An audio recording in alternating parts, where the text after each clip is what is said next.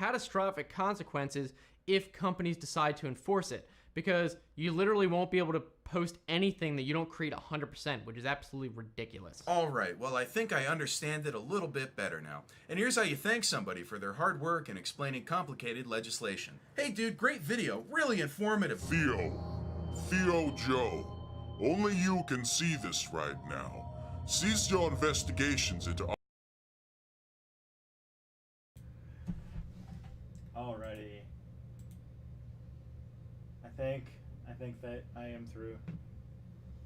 Let me just get the video capture device to work. Come on. There we go. Hello! I'm live, and you can all see me. Oh my. Not receiving data from the encoder. Okay. Let's see how people think I'm doing. I'm hearing... Okay. I look like I'm live, but the YouTube things are saying that it's bad. Is this bad? Is it like laggy? Also, my microphone is over here again, like I do. And yep, it's on the mic. It's not the wrong mic, just I had it over there. Hello. Hello, hello, hello, hello. Everyone can hear me, no lag. Excellent, excellent, excellent. I don't know what the thing's doing, but we're good. We're good. Oh, I see an F. Does that mean the stream is frozen? Kelly, are we good? I'm checking.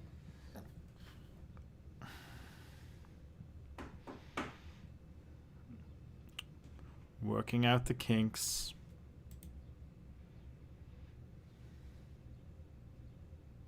Yeah, I can hear you. Alrighty. Hello, everybody. Welcome to Step Back Tonight.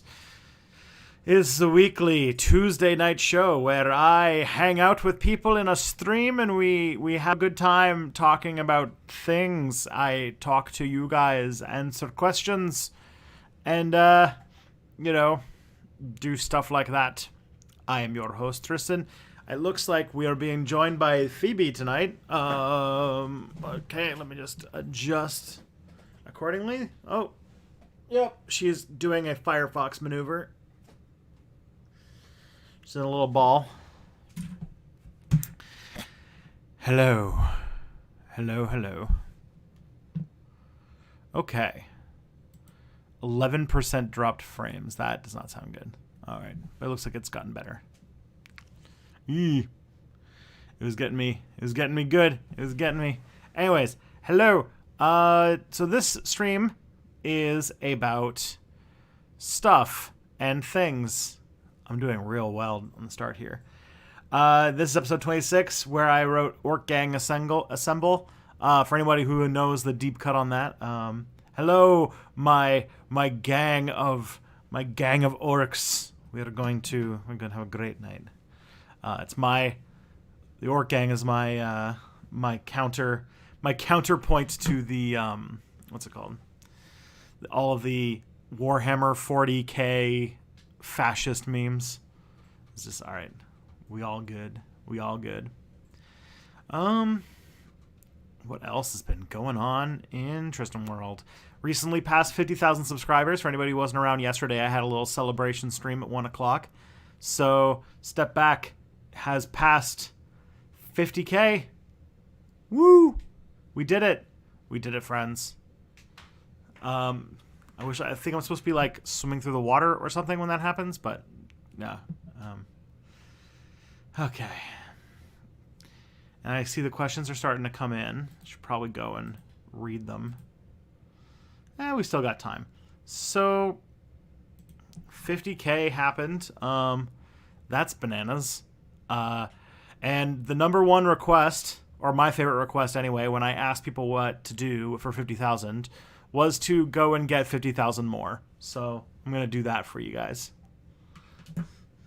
And get that play button so that I get, I can put on my wall here a little silver play button. Wouldn't that be fun?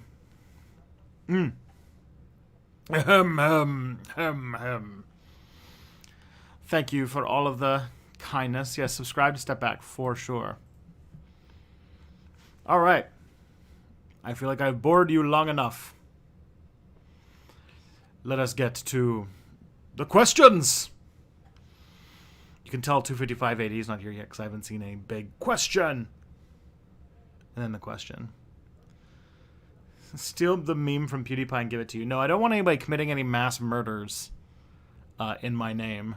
And then saying subscribe to Step Back. That is the last thing I would want. And I would think that no one who would do that would want Step Backs to get popular. Okay. Question the first. Did you watch? This one comes from Argos Panoptes. Did you watch classic Doctor Who? I didn't hear this one last time. And is the Chad Republic better than the Virgin Islands? Well, that's some good questions. Have I watched classic Doctor Who? The answer to that question is a little bit. There was a time in Tristan's older life when Tristan was way more into Doctor Who than he is today. Back in the halcyon days of 2013, 2014. I was much more of a Doctor Who head than I was back in the day. And I tried watching a little bit of the old series. I watched a few of the episodes. I watched a few arcs. There was one that was like back in caveman times. Then there was an episode with Aztecs. And then there was the first episode with the Daleks on Skaro. And I think that was all the ones that I remember seeing. And so I got less interested, and I never really picked it up again because it is like a 50-plus-year-old show. And not only that, it was a 50-plus-year-old show with a very small budget. Don't know what to say about that.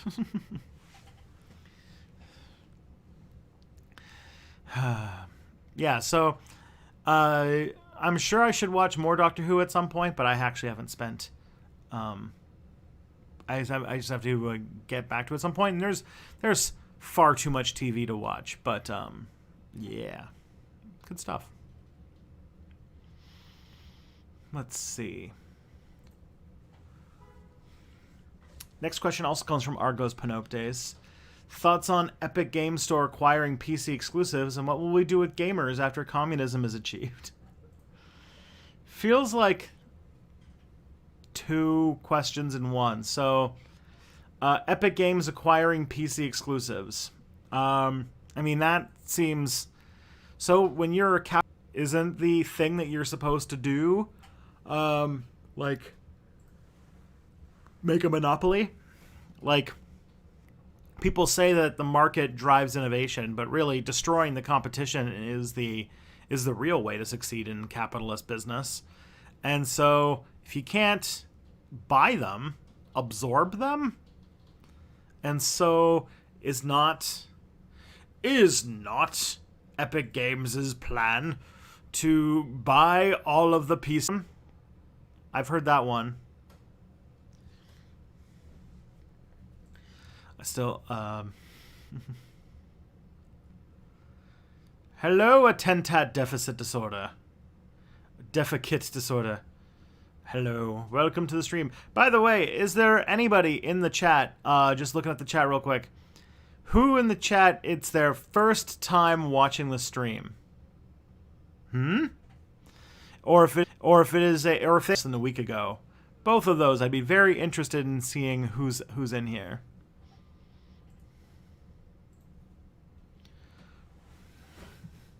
I'd be interested. Okay.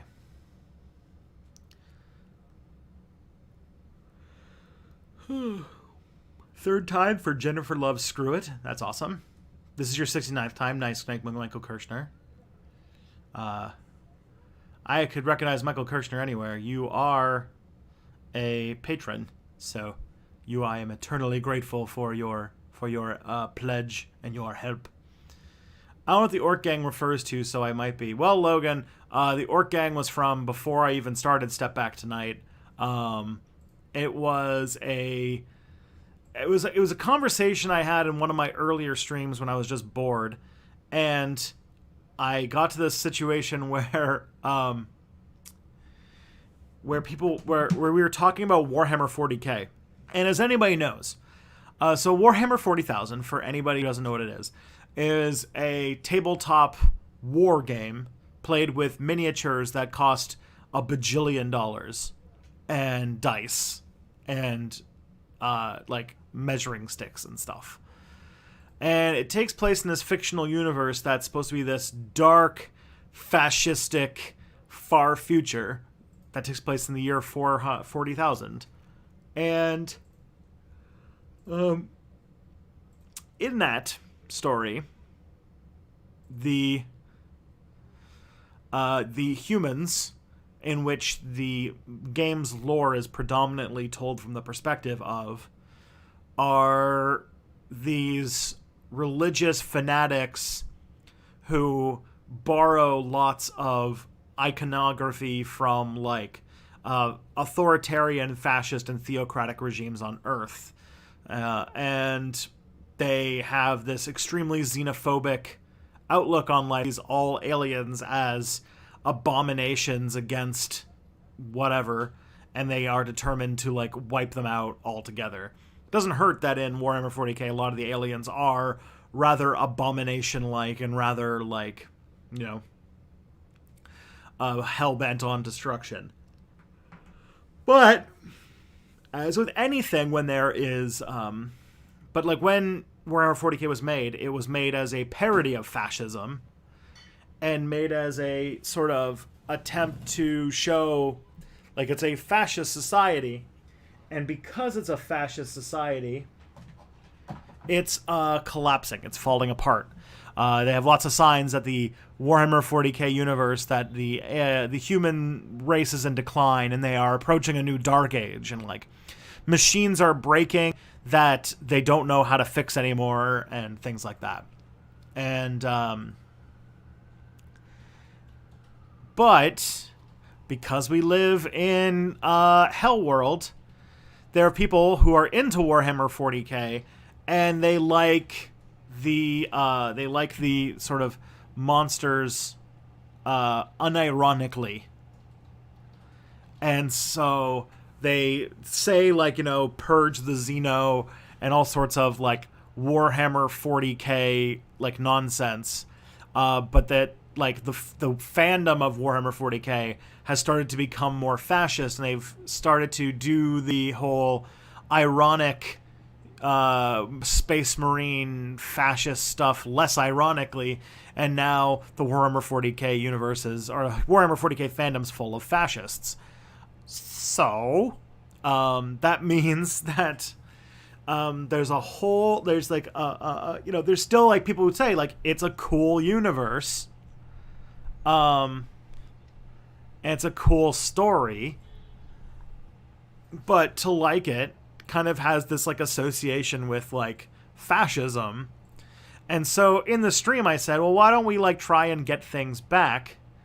And I decided that if people are going to like Warhammer 40k, we have to like it, and we have to not ironically like the humans who are like xenophobic monsters, but praise the orcs who are like a race of evil space fungus that are also collectively psychic, where like they aren't smart and their technology only functions because they collectively believe that it functions, and they are virtually impossible to completely wipe out, and they are just mindless, well, not mindless, but they're pretty dumb, angry beasts. And I was saying like, oh, we can be the Orc Gang going on a large like wog to erase the fascists from the universe. And I was like, ah, yes, we can be our orc. And so they have names like, the blood gang and the broken tooth boys and things like that. And so I just kind of started calling Step Back fans the orc gang. And I think somebody made like a parody, like someone made like a meme about it a long time ago that I don't have anymore, which makes me pretty sad. And so, that's the tower, probably the better option, but they're also less fun. Okay. So that's what I think about Epic Games acquiring PC exclusives. I mean, they're trying to edge Steam out by making their own sort of thing. So, what was the second part of that thing, though? What will we do with gamers after communism is achieved? Gamers will play more games, and the games will be better. That's the answer to that. Next question. This is a 255. I didn't even have to see the name. I just saw question. The other day I asked you if immigrants help or hurt job markets. Do you think it's immoral to think about the issue that way? I.e., will helping these people be good for us? Yes, that I do think is, immoral is such a strong word, but it's definitely not the thing we should be focusing on. We should be allowing immigrants into our country because we're made richer by having them. And they theoretically want to be here. We should allow people to have freedom of movement to wherever they want to go. That should be the driving principle. But it also doesn't hurt that when we are a more diverse society, we are better off. Some of the best off societies in the past were the multicultural, multi-ethnic, multi-religious hubs of the world. Those are the places where culture flourished, where science flourished, where art flourished. We should encourage that as much as possible. When we have as many different types of people and perspectives in one place, we are better off. Everybody is. And so, I do think that it's still a very strong way to make the case for people who believe in capitalism and who don't see things through the lens of we should enable freedom of movement and let people live where they want to live, because some people don't really care about what's best for other people. They care about themselves. And so I think that it's still a strong argument to keep around, just because there are people where talking about how immigration is a net benefit for everyone, even the job market, and they just kind of, it's convincing to people. And I don't really need them to be good people in order for them to be pro-immigration. So that's that question. Why must we cease investigation? I think that was a reference. I thought it'd be funny to start by playing the audio from a internet comment etiquette video. And I think it was from he was talking to some conspiracy theorist. One of the goofs is he's doing his video, and when he talks to conspiracy theorists, and then when he gets to a specific internet personality who's talking about conspiracy theorists, he'll just cut away and look at the camera and be like, "Mark Dice, you are the only person who can see this part of the video. Cease your investigation immediately." Like that kind of stuff. And it's a funny joke.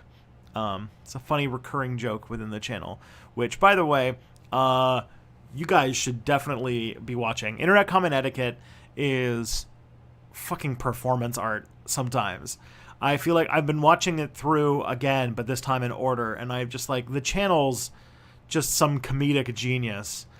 Sometimes it's just goofy, and I love goofy, and I love weird, and I love strange and funny things. But on top of that, the way that he uses recurring humor, the way that he uses wordplay and sort of the sense of community he's created, shows an extremely sophisticated sense of humor that I really, really like. And as I'm getting closer to the present, I think I'm watching the video on Article 13 right now. I'm just like, this is some amazing stuff. And when you like kind of pick apart each internet comment etiquette video, you realize how much effort goes into each one in like small ways, like the amounts of photoshopped things. A lot of Photoshop work gets done. Sometimes he does stuff like there's like one part where he got a haircut and then he let that haircut grow out, and he filmed footage at 3 different points over the course of like a year. So, all right, just an example. Let's just do the anatomy of an internet comment etiquette joke to just show how intense he is. So first of all, he does a video about crowdfunding and about how silly crowdfunding can be and how people can crowdfund for the dumbest things. So he makes a Kickstarter for a fake movie called Eric Drinks Wine and Gets a Haircut. And he raises something like $6,000 on Kickstarter or Indiegogo or something like that so that he can drink wine or buy wine and get a haircut. Then he delays for like a year. And in the time while he's quote unquote delaying this movie, he manages to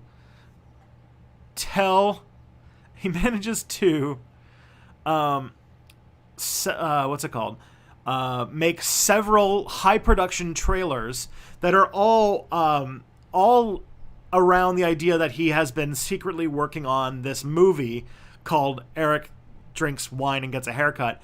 But each trailer portrays what he's making as a completely different thing than what he's talking about.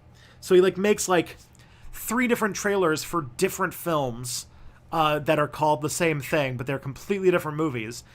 And then he admits that he like didn't make it. He didn't like make the movie at all. He then goes and gets a haircut, but he had the top tier of donating to the movie. You get to choose what the haircut is.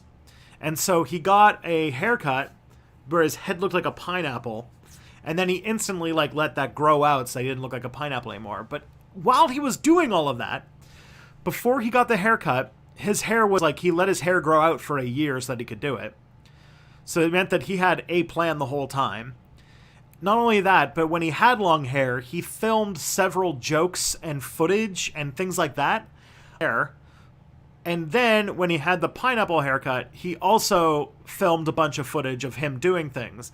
And then in like random videos, like months and months and months later, he had like cutaways to him with different hairstyles. And it's just like an example of like, this is like a video that has jokes with roots like back to, back like years.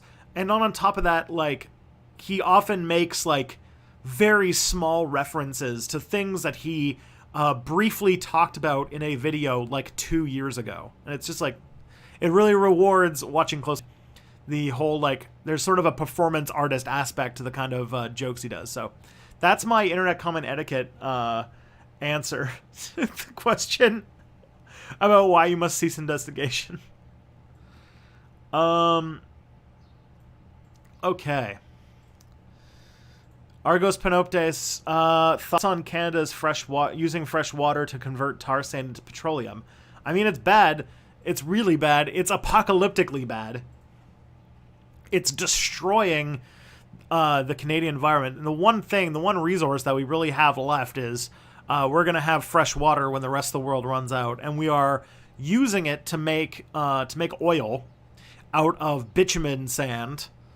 And then making the water into these like toxic ponds called tailing ponds, where like the water is so toxic that they actually have to pay people to stand by the pools with guns to shoot any birds that land on the water, because if they land in the water and they leave, they will contaminate the environment. And these are like ponds that are like literally like plastic lined ponds. absolutely destructive. And we are living in a society where, like, if we wanted to prevent permanent damage to the global ecosystem from carbon dioxide emissions, we needed to be on the reversal path in 1986. So we have already done like tons and tons and tons of damage, permanent damage to the environment that we will never get back. If we stopped releasing fossil fuels today, warming will still increase for the next several centuries based on what we've done already. So we need to be stopping like a long time ago. The fact that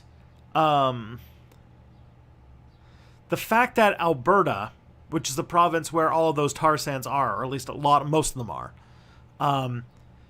had a freaking meltdown. Like, if you guys remember from my 1812 video, the yellow jacket, like camo hat guy, that was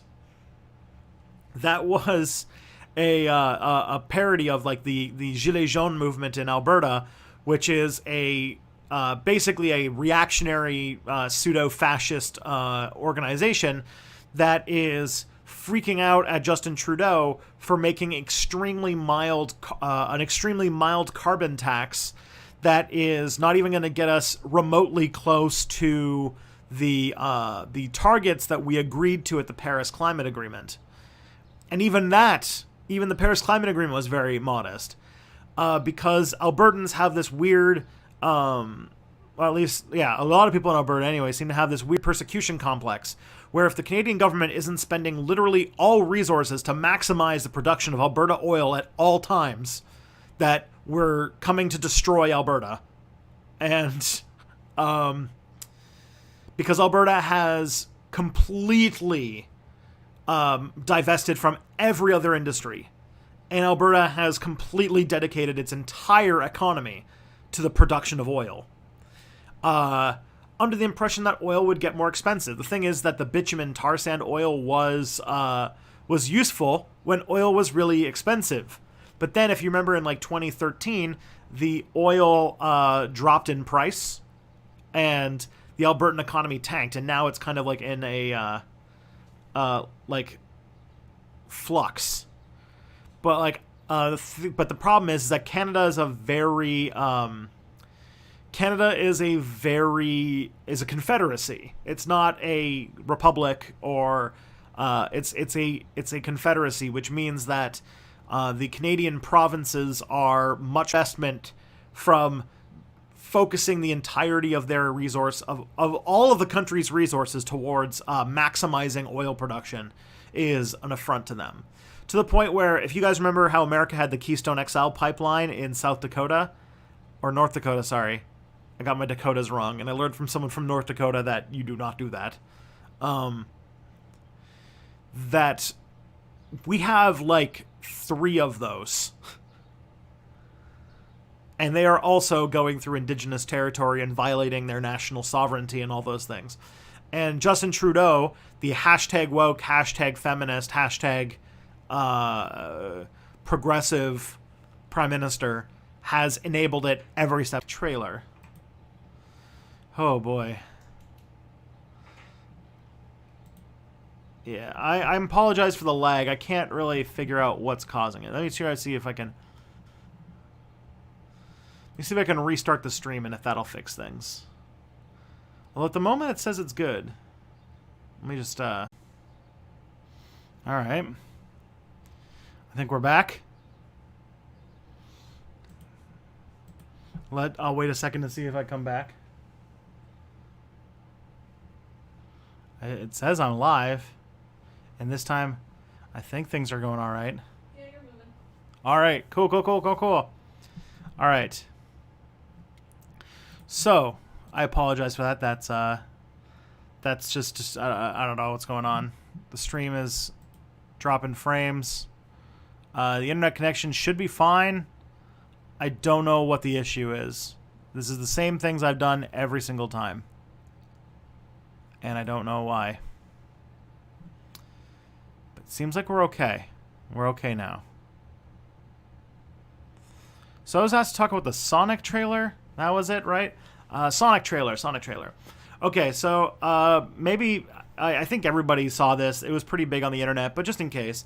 So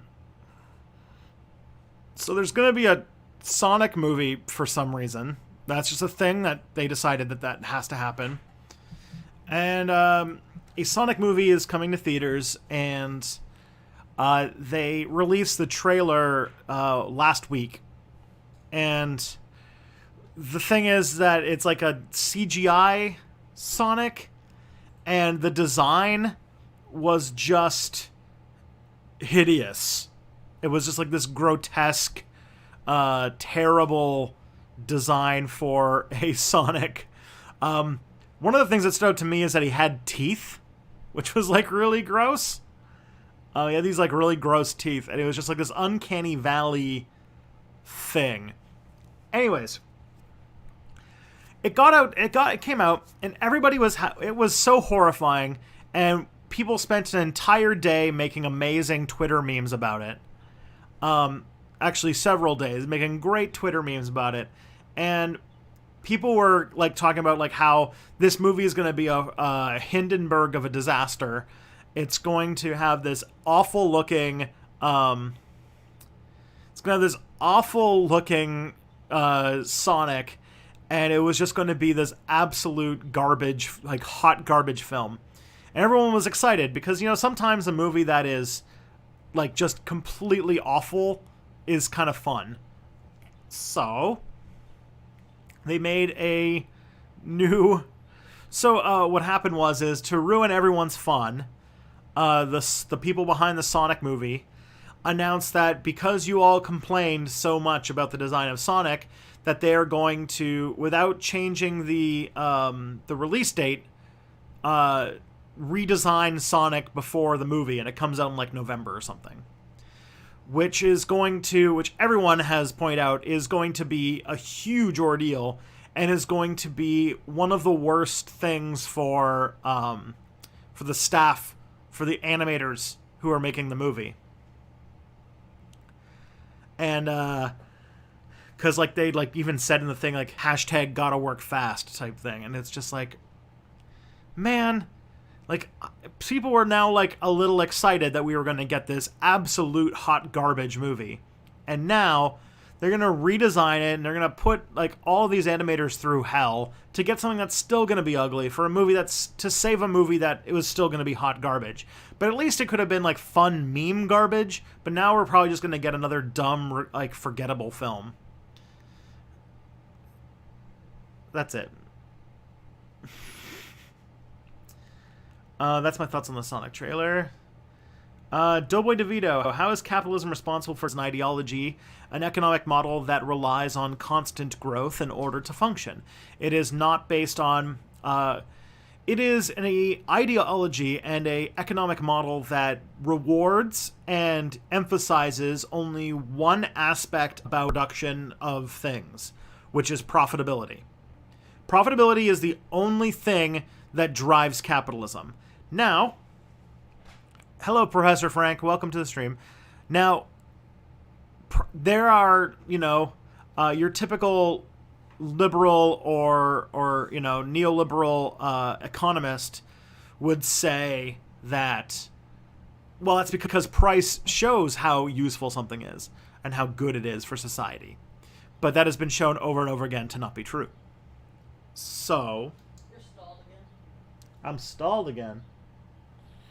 Oh, no. I'm just going to power through it. Oh, no. It was good while it lasted.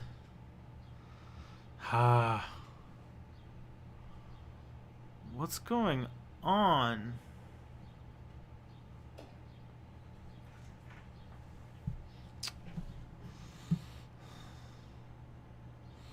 Can you try maybe turning off the stream on your side? See if that does anything? Maybe streaming two things at once is too much. How can I follow the chat? Just pop out the chat. Oh, I can do that? Yeah. We're working on it. We're working on it, friends. Alright, let's see what happens. Okay. So So capital. So the idea that profit and the maxima in max probability, it just constantly is for relentless destruction of the environment and all sorts of stuff that's not good. Gosh. Have you tried turning it off and on again? Yes, I have twice. Let's see if this does anything. Alright. Let's try that again. From the top. Maybe I should answer. Maybe I should go over that capitalism thing again. All right, so capitalism. Just to get to the bottom of it, capitalism is an economic model that maximizes profit and does not factor in the actual social good or the actual social value of the things that are being made, which means that you end up in weird things like capitalism, like making things and like destroying things just to rebuild them is considered better than fixing things, and this includes like repairing after disasters or making things disposable, but you end up with a lot of situations in which the most profitable thing is not the right thing to do. And when it comes to incentivizing the keeping the environment going, keeping our ecology sustainable in any meaningful way, then you end up with like rampant environmental devastation, and because there's no way except for state intervention, really, to try and make things better. That's it.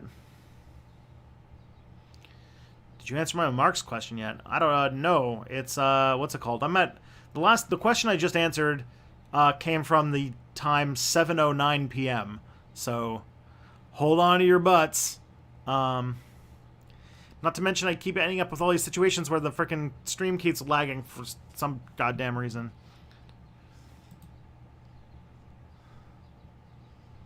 I don't know.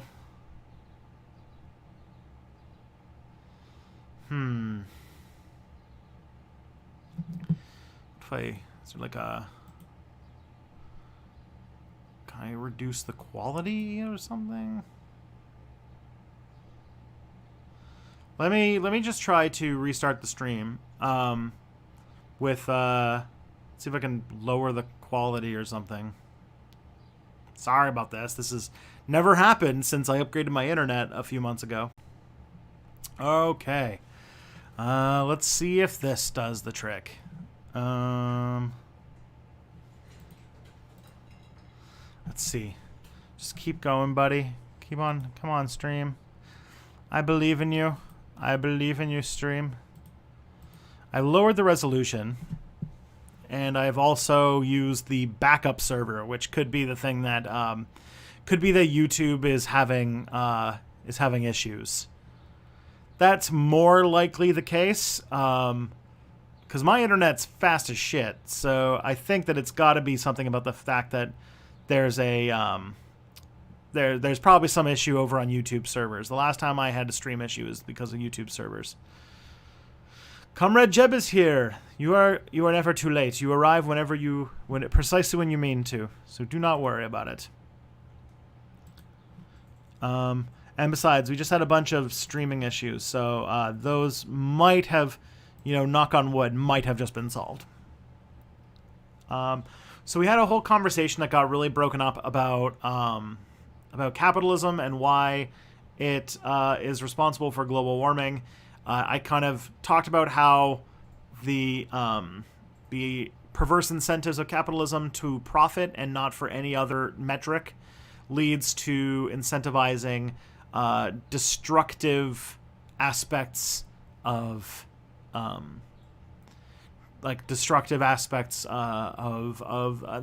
economics, and the competition is so much less efficient than cooperation that it results in many things getting many of the things that we make being made redundant, and also increases disposability of organizations and things, and it just everything is designed towards maximizing production and not towards sustainability or towards a greater social good. For example, I remember one of the things that happened to me as a teenager that made me really think about like why capitalism is so inefficient. And one of them was I lived on when I grew up on a cul-de-sac. And I remember looking at all of the suburban houses and thinking to myself, there's like 15 houses here. Every single one of them has a dishwasher, or every single one of them has a laundry machine, laundry washer. I don't know what washing machine. And even though they all have their own laundry machine, their laundry machine is turned on for less than like 99% of the time that it's there. And I was just like, wow, that is super, super inefficient. And that was like the first time where I'm like, this is really not functional. Either way. Logan Anderson, what about mass healing? I don't know what that's a reference to. Sorry, Logan. It feels like 2014 just happened. Is it just me? No, this decade was awful, but it definitely went by fast. This is an alternate history scenario, or question. What would it be like if the U.S. to some extent still prohibited alcohol? I mean, there are several countries that still prohibit alcohol. It would really depend upon how harshly they enforced it. If they enforced it more, I think that it would, you would have the war on drugs. It would just be even stronger and worse.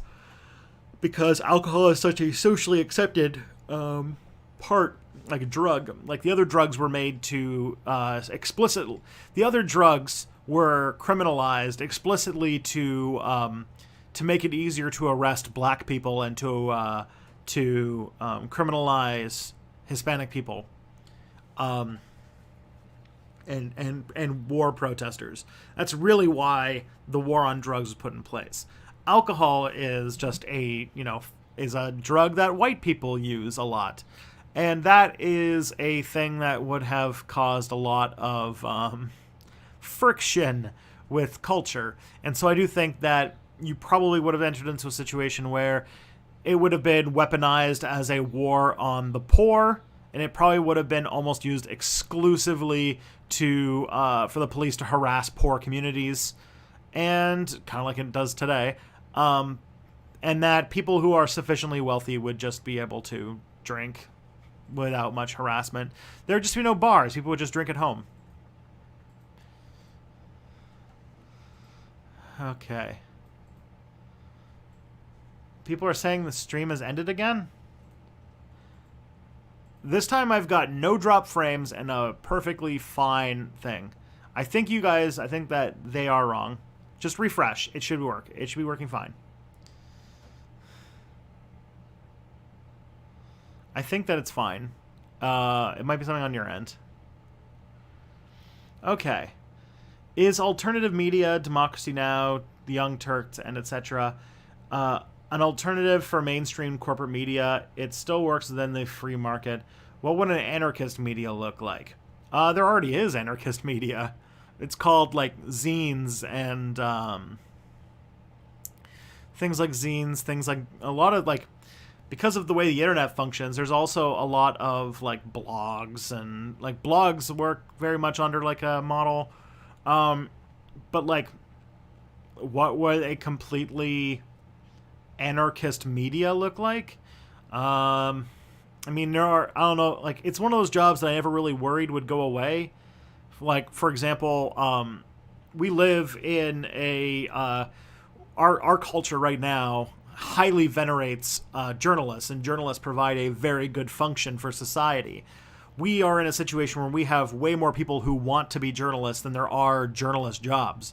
I would think that if there was an anarchist media, that there would be a lot more journalists, and there'd be a lot more journalist collectives and things like that, and journalist syndicates and things like that that would manage things and manage quality and standards and things like that. Because standards and having a high standard reputation is important, especially when you're talking about the facts.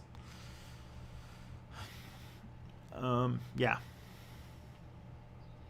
I think that answers that question. I think. I know that's there are some like alternative media like Democracy Now! And the Young Turks that still have to compete in the open market. But luckily, one of the things that is kind of democratizing about the way that the current world works, especially with the internet and such, is that it doesn't cost nearly as much as it used to be able to start your own media operation. Like the fact that I have a media operation right now that's going with a camera that cost me $30 and a microphone that cost me like $120. And I'm able to do this stream right now. I am talking to... How many people am I talking to right now? Let's do 21 people. Yeah, those interruptions have really really borked. Yeah, so I'm talking to 21 people that it says 26 for me. So I'm talking to 26 people without having to pay much money. And I've made videos that just use like a $300 camera and a $125 microphone that have tens of thousands of views. And that is really encouraging. So there is like, it does show that like the democratizing of media is going to result in a lot of good stuff. And I think that an anarchist media would just have more of that. Make those berries even lower. Marx said that he thought capitalism was an improvement on feudalism. Considering he was talking about 19th century capitalism, do you think he was right or wrong on that point? Actually, I do think that he was wrong on that point. Feudalism, I mean, it depends upon what his definition of better. I don't think that, like, Marx never really ever talked in normative language like that. He never really said that this was, like, better or worse than this. So I would think about what he talked about, but, like, feudalism, the amount, like, as far as, like, Marx's theory of economics, yeah, the Industrial Revolution was better than the feudal age because the amount of labor used to make commodities was a lot higher back then because there was no industrialization. If that's like the way that you're going to base it off of, though, that's like, you know, not that's only one metric. I would argue that when it comes to the amount of free time that a person has, the feudal age was a lot better for more people than, say, like 19th century England, for example.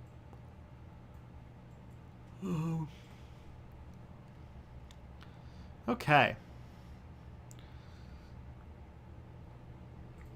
So I think that I would need more clarification on what you're talking about. Marx said what metrics Marx is using by saying that 19th century capitalism is better than feudalism. Plus, also, he was in the 19th century, and the stuff that I say about feudalism, about how there was more free time and that there was less direct rulership over the people in the lowest tiers of society, that is more recent medieval scholarship and stuff that probably Marx didn't know about. Because there was a fairly strong concept until, like, even in my lifetime, that the feudal ages were extremely brutal and extremely awful, and that you were oppressed and you did backbreaking labor all day, every day for a feudal lord, and that was it. And I think that that's not really, that turns out to not be as true. It turns out that local lords were often not even near where their peasants worked, oftentimes living in cities with other noble people, or off at war, or one thing or another. And so the peasants often elected a town chief, and they more or less took care of themselves, and they did fine. They weren't exactly rich. They didn't live like high lifestyles, but they had what they needed, and they were happy. And the amount of stuff they had to give to their lord was actually small compared to modern day taxes, if that makes any sense. There was definitely a lot less services, but there weren't that many services in the 19th century either. Okay. Doughboy DeVito, how different would parenting be in an anarchist world? That's a couple good questions. I think that it would be a lot more diverse. You would definitely, without, there's this whole argument that capitalism sort of advances the nuclear family, because nuclear families are more alienated from their labor. They're more atomized. They just think about their work. They have to, like, if you think about it, if you live in a house with your mom and your dad and your grandma and your grandpa, that's more people using the same things, which means less purchasing. And so encouraging the nuclear family is better for making more consumers. And so I think that you would often find a lot more communal living in larger housing things. Like, you would have a lot more multi-generational homes, which many people have argued is better for raising kids. Kids having more caretakers than just their two parents is better for them. But also, I think they would even see their parents more often, because their parents wouldn't be working, like a third of their week, or and they wouldn't have to, and kids wouldn't have to worry about their material needs being met. So I think a kid would have more time to be a kid. Education wouldn't be this like death march to like be as smart as fast as possible in order to get the right job, so that you can like cutthroat fight in the marketplace for the best job. Like, people would be a lot more chill. And so like school wouldn't be as high pressure. Their parents wouldn't be as stressed out. There would probably be more caretakers around. I think that everyone would just be a lot more relaxed. I think things would be great. I think it would be actually really nice. Plus the orgies would help. Non-stop orgies. Okay. Hi, Tristan. Do you follow the sports ball? The Marlies are 1-0 down in the first. Obviously, you have my answer, because I'm not even sure what a Marley is. Does that come kind of fish? In the first. Is that inning? Is this baseball? I think it's baseball. I feel like it's baseball, because football is not happening. Or wait, is it hockey? Is hockey a Marlies? But do they call it the first? I feel like in baseball they say it's the first. That's how good I am. That's how good I am at sports. I was able to narrow it down to what sport it is successfully. Thoughts on coral reef bleaching? It sucks. It is one of the most beautiful things that this little sapphire globe had to offer the universe, and we are destroying it because we suck.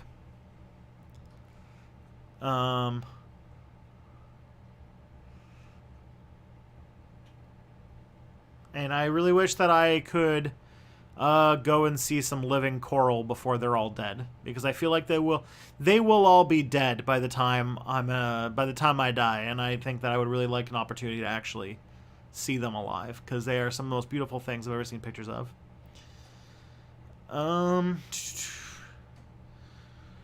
Should Bernie really call himself a socialist when he isn't one? It's such a scare word. It's not like he proposes to nationalize the fossil fuel industry, which would be great. Well, Gab, there's a couple of ways you can look at that. There's like, you can't say the word Bernie Sanders in Twitter or in a video without a comment saying, well, actually, he's not a socialist, he's just a social democrat. Not realizing that, like, American culture has a completely different political lexicon than the rest of the world. But on top of that, I think that Sanders having a large platform and saying completely sane and rational things and calling it socialism is good overall, because even if he isn't a socialist, he's just a social democrat, he is still very, he's still opening the language, and he's opening the association of socialism with, sane and normal discourse. Which, if you guys, there's this new, I think it's like a series of brochures getting put out called the ABCs of Capitalism, which is like, by this author. I don't think he's an economist, but either way, there's a lot of people like in the DSA and stuff who are saying that like the opening up of interest in socialism as an idea, even if it doesn't perfectly match like Sanders's positions, it is opening up. It is a Bernie Sanders over there in his little box there, is the foot in the door technique for socialism. He is I think a foot in the door. Yeah, foot in the door technique. He is a version of socialism that is a not challenging or not too challenging, comforting idea of a term that then when people get more comfortable with calling themselves socialists, then they will probably get more interested in reading more socialist literature. And there are a lot of young socialists out there who are willing to talk about the bigger issues and talking about what a socialist economy actually looks like. In my mind, Sanders will open up a lot of young people to the possibility of socialism as a viable political identity, which can then expand into more and more socialist ideas. I have no pretense that Sanders is like a perfect socialist. He's definitely not. But he might as well be, like, he sees capitalism as a negative force, and he has rather social democratic ideals. While he might not, be like what Marx and Engels would define as a socialist, he doesn't have to be the last president to call himself a socialist. He could just be the first one. And look, it's already happened. Sanders' campaign in 2016 has already opened the doors for DSA members like Alexandria Ocasio-Cortez to run for Congress. And now Congress has at least a handful of people who I would say are closer to actual socialists than Bernie is. And you know what? It's gonna go more in that direction as people roll out socialist alternatives to the neoliberal economy, and they turn out to be sane and rational ways to deal with the major problems of our world. So Sanders is our foot in the door. He's not our savior. And what we needed was a foot in the door. And I'm happy with that. It's great. And it's not even just happening in America. There was a time, not long ago, actually 2003, when the New Democratic Party, which is the Canadian Democratic Socialist Party, or it was supposed to be, removed socialist from their constitution and became basically a social democratic party. But the leader who left recently, or who was voted out of office, actually started pushing for more to call the NDP a socialist party and bring back socialism to the party. One of the candidates for leader of the party, the person who I voted for, but she did not win, was a open advocate for being more like Jeremy Corbyn, being more like Bernie Sanders. She actually, as an MP, went to the United States to campaign for Sanders in 2016. She is trying to push for more socialism in the party, and I think that the NDP is going to move in that direction as just like an example. And this is just inspiration from Sanders' campaign in 2016. So, who is that? That is Winnipeg MP Nikki Ashton, N-I-K-I Ashton. Probably my favorite sitting Canadian Minister of Parliament today.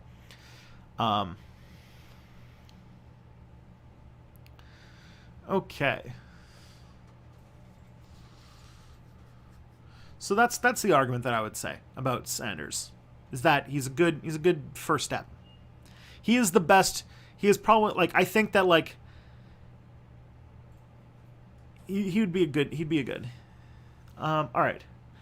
I feel like I'm. This is what I want, right? I wanted to spend more time with each question, and I can do that because I get distracted less because Kelly's handling the questions for me. It's awesome. Because, Kelly, imagine if you had to talk a long stream of consciousness conversation while also doing what you're doing. Hell, I wouldn't be able to do that. Yes. But what I hear you saying is I'm great, and I know that. This is true. I said that she's great. She said I hear what you're saying is that I'm great, and I know that, yes. All right, I have a question. What is your opinion about the deal of the century? As I know, June the 4th is the final stage for it. I don't know very much about it. I got a comment.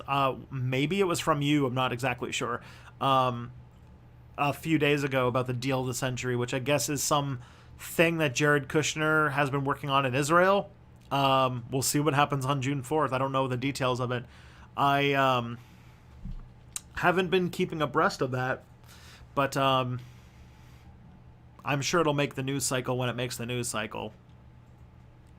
But at the moment, I haven't done research into it. This week, I've been just researching Ramadan, which is kind of cool. It's going to be my quick step next week. There's a heads up. I don't know what the deal of the century is. I guess it's some attempt by Jared Kushner to solve to quote unquote solve the crisis, to solve the issue of Israel and Palestine. I imagine it's going to suck.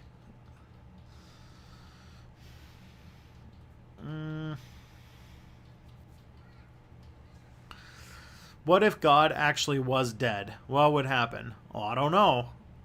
I don't know what that is. I mean, God. I don't have, like. There's God can mean so many different things. I have no idea. All right. Some random geek. What are your thoughts on the myth of capitalism that if you start from the bottom at entry-level jobs, you could be the CEO of your own company? Well, I mean, I feel like anybody who, like, I feel like there's no, I don't understand why anybody believes in it at all. Like, maybe it was true for the boomers, when there was so much, like, upward mobility going on for white suburban people that they had this sort of diluted mentality that would go on forever. What they didn't realize is that it was very much a period, it was very much a phenomenon of their period in history, and that upward mobility is extremely rare, and we're currently in a moment where upward mobility is near impossible and more common is downward mobility. Like for me, for example, where I am very likely going to be poorer than my parents were my entire life. That is just something I have to accept. I will never make as much money as my parents did. Because I'm a millennial, and we are on a downward trajectory. So I think it's a myth that comes from the boomer generation, that comes from a period of multiple years of double-digit economic growth that will never be repeated. Because, you know, they had to completely reboot society. But, like, before the boomers, there was nobody had any thought that, like there was no pull yourself up by your bootstraps myth. The term pull yourself up by bootstraps was coined by how it was supposed to be impossible. If you think about the term, you're not supposed to be able to pull yourself up by your bootstraps. It's supposed to be something that is silly and ridiculous.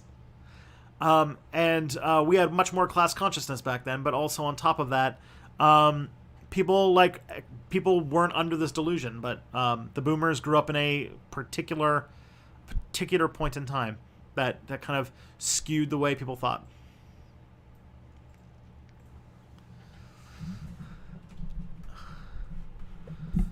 All right. I'm just gonna turn on my light real quick. There we go. So it's sun's starting to go down. Okay.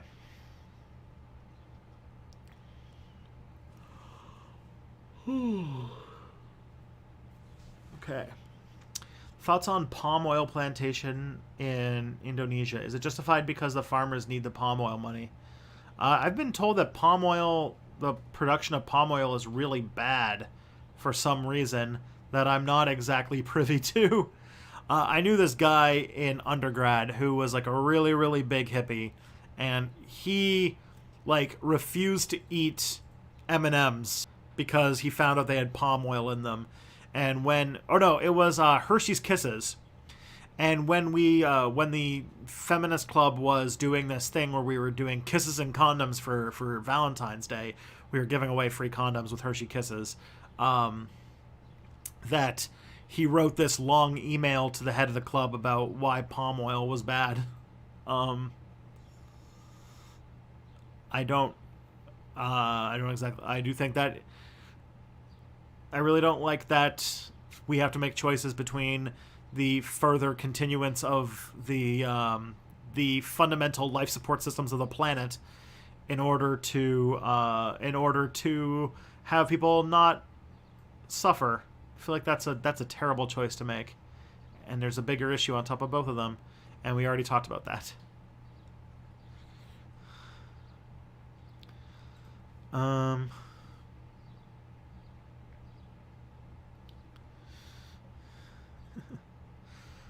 Let's see.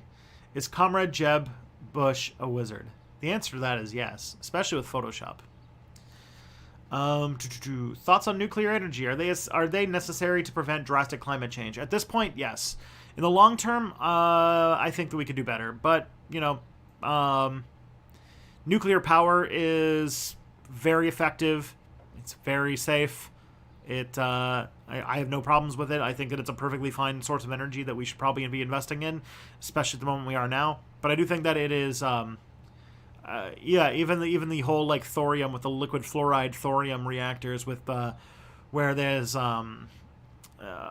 could get into that, but it's basically nuclear power plants that instead of using uranium use a molten salt made of thorium hexafluoride, which is thorium is found in like everything. Like a rare earth mine is loaded with thorium. The ocean has thorium dissolved in the seawater, and like it's very easy to find. There's like millions of years worth of thorium, and we could turn it into a nuclear reactor that would be extremely safe and impossible to melt down. And so that is something that definitely should be pursued, but we need to invest in things like that. But the other thing is, just the straight up uranium nuclear power plants are really safe and really useful. And so I think that that's great. I do think that in the long term, we're probably going to be on solar power, because solar power is once we get like good at it and we're harvesting it in space, it's like the cheapest and most efficient power source there is. But that's a long way off. And I think that nuclear power is a perfect thing to get us off of climate change inducing fuels like today, which is what we need. Well, we needed to be off climate change inducing fuels before I was born, but I'll take what I can get, right? Nuclear waste is a problem, but nuclear waste is also a thing that is a manageable problem, and it is also a problem that that is solvable. Nuclear waste that we have is probably going to be able to be reclamated and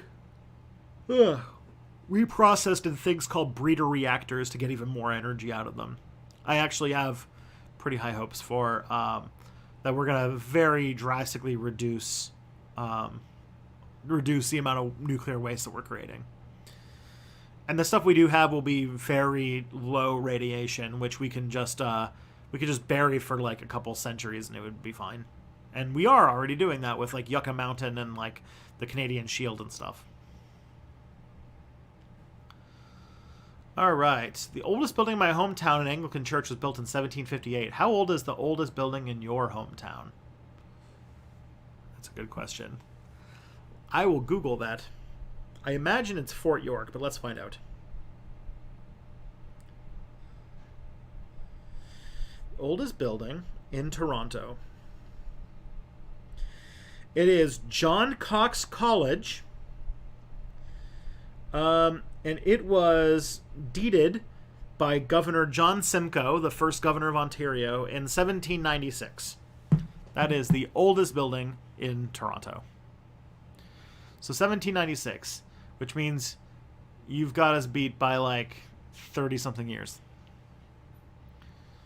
Okay.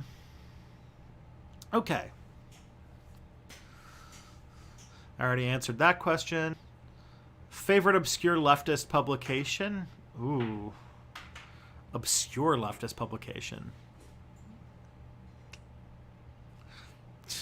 Yeah, Gad Yuri was like 1756. I like wipe my ass with 1756 because I'm from Jerusalem. My apartment was built in 1756. I can't think of an obscure leftist publication right off the top of my head. I'm sorry. I'm sorry, Dan.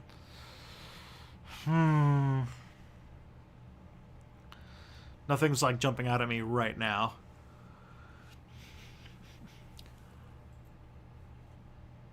Ooh. What are some good leftist news sources or moderate ones? Leftist news sources. The thing about news is that news is there are two ways to handle news. One is reporting, and the other is analysis.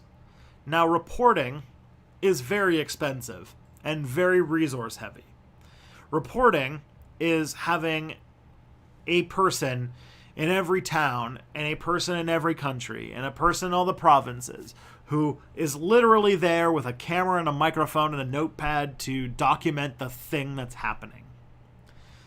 That is extremely difficult to manage, and there is basically no leftist group doing that. The closest to like a good one I found would be, depending on the country, I think CBC does a pretty good job of having reporters on the ground. I think that the Associated Press does a pretty good job of having reporters on the ground. NPR and PBS do a pretty good job at that. Al Jazeera does a pretty good job at that. I think Al Jazeera might be on the top of the list there. So like those are all reporters that I trust. And this is when like somebody asked me, I think it was yesterday, about what news I watch. And the reporting, like I will just like randomly check CNN every once in a while just because I want to see what's going on, because CNN is one of those organizations that has the infrastructure for reporters. Now, when it comes to journalism, investigative journalism or analysis and like more think pieces, those are more numerous. And that, you know, I like Jacobin. I like sometimes Fast Company is not even terrible, but they still have this weird kind of position on them. I like Democracy Now! Democracy Now! Is a pretty solid pick. They've been around for a long time. They do pretty good news coverage.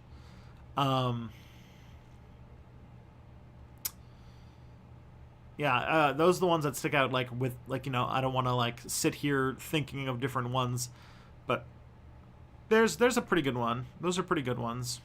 If I think of more, it'll come out to me. I think Salon is good sometimes. Jezebel is good sometimes. I used depending upon, it really depends a lot on what issues you care about and what stuff you. There's libcom.org. That's the only anarcho-communist news site. There's rabble.ca, not rebel, rabble. That is a popular Canadian leftist news organization that I actually was going to work for at one point, but that never mounted to much. So it's a lot of fun stuff like that.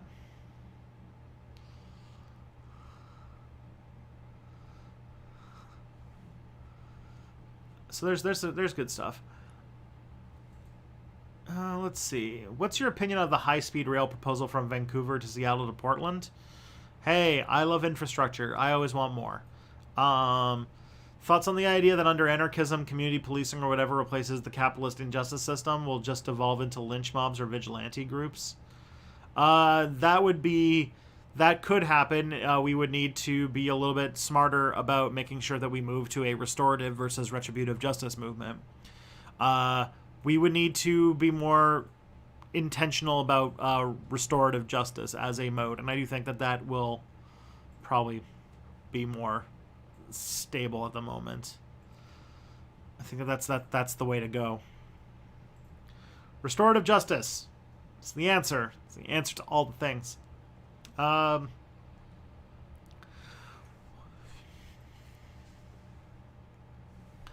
right. Which news medium do you respect more, radio, TV, or internet? I don't even use radio or TV. So internet's the only time where I actually get the only place where I get any media at all. So I have no way to speak to that. What is the history and origin of the word marijuana and its role in America's bigotry of immigrant population? I don't exactly know the origin of the term marijuana. I know that it comes from early 20th century America. I know that it was called that, cannabis is like the term that is used often in Canada now that it's legal.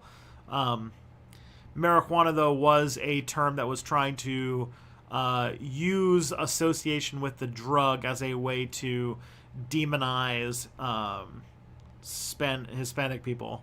But I don't know the actual origin of it, except that it has origins in the early 20th century. I think that it is investigated in a clip from Adam Ruins Everything. He did a entire episode about drugs, I think, and he did one on marijuana, and I think that I think he explains where it comes from, but I can't tell you myself. It's just Spanish for Mary Jane, which I think is a cute name for cannabis. Mary Jane's it sounds like what weed should be, which is familiar and kind of like nice and fluffy. Mary Jane, yeah.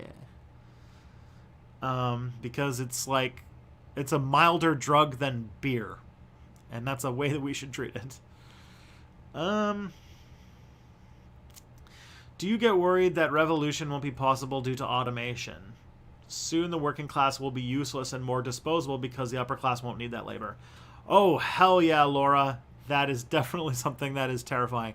This is like the one thing that makes me worried about universal basic income, is that it would take away even the little power we do have to strike.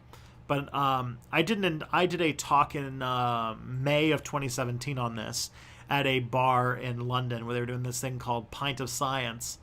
And I wrote a blog post about automation and capitalism a long time ago, and this public science festival wrote to me and asked me to do a talk, and I said okay, fine, I'm a historian, here's the research I'm doing, and they're like, well, we actually saw this blog post you did on automation, can you talk about that? And so I did the speech. It was fun, and I did think a universal basic income is one of those things where it's I think at the same time, the technology change, there's two ways to look at it. There's one that says yeah, it's an easy way to make things worse, and it would make it would make even the small amount of economic power, which is basically political power that the non-wealthy have, under threat. But if you want to go hardcore Marxist, you would say that the change in the means of production will alter society on a long enough timescale and cause a revolution, which I do think there is some merit to. I do think that I have this whole theory on revolution that I'm not quite sure where I feel all the way yet, but that revolutions happen when the amount of desperation that people feel hits a certain point, and it's based around how far in the future you can plan. If you are wealthy, you have a strong nest egg, and you know that you're never going to have to worry about anything in your life. You're thinking about the next generation and the generation after that. You're thinking of securing a wealthy future for your kids. And possibly even your grandkids. So you are not prone to revolution.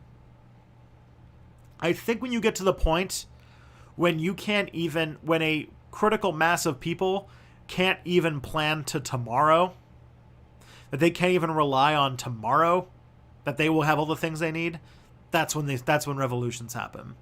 There's this old term that said that every country is 3 missed meals away from a revolution, and I think that's true. And I think that if we do this mass automation and a lot of people end up out of work, that there will be some massive demonstrations and some pretty nasty stuff going down.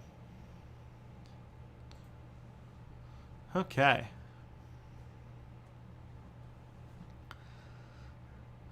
Will you make a video about historically inaccurate video games women not having skimpy clothing is? Wait, what? Will you make a video about how historically inaccurate video games women not having skimpy clothes is? Okay.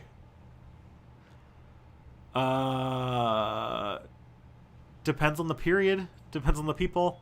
I don't exactly know how to answer that question. I'm sorry. I'll have to move along. Argos, if you can rephrase that question, I would be much appreciated. Should the concept of a communist utopia be renamed to egalitarian utilitarianism? That way we can push for a negative communist connotations. No, I think we need to rehabilitate the term, because I think that utilitarianism isn't exactly what we're going for. And utilitarianism has its own issues, philosophically. But, no, I'm not one of those people who's like, oh, we shouldn't call ourselves atheists, we should call ourselves brights. I'm not really a rebranding person. I think that communism is a word that can be reclaimed. It'll take some time, but I think that I think we need to be able to tie ourselves to a greater history of the fight for justice, and we just need to clean off all of the dirtiness of the Cold War from it, which I think we can do. I'm going to be making a video. I'm going to make a video, I think in September, that's going to be about the Holodomor and the Soviet atrocities, and how left-wing people should approach, or how we need to think about that black mark on the history of leftist activism, that we need to figure out why it happened, and figure out how we make sure that never happens again. And I can already feel the rumbling in the ground of people with Joseph Stalin avatars coming after me.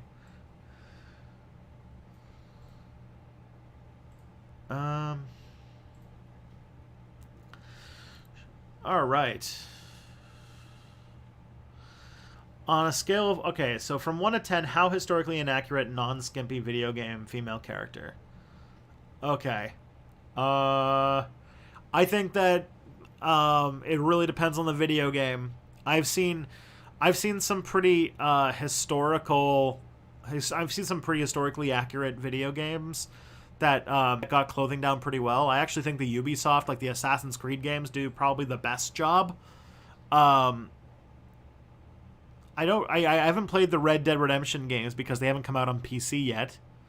But I've been told that when it comes to the way things look, it's pretty good. But when it comes to the sort of still white man centric story there, that it's still a problem.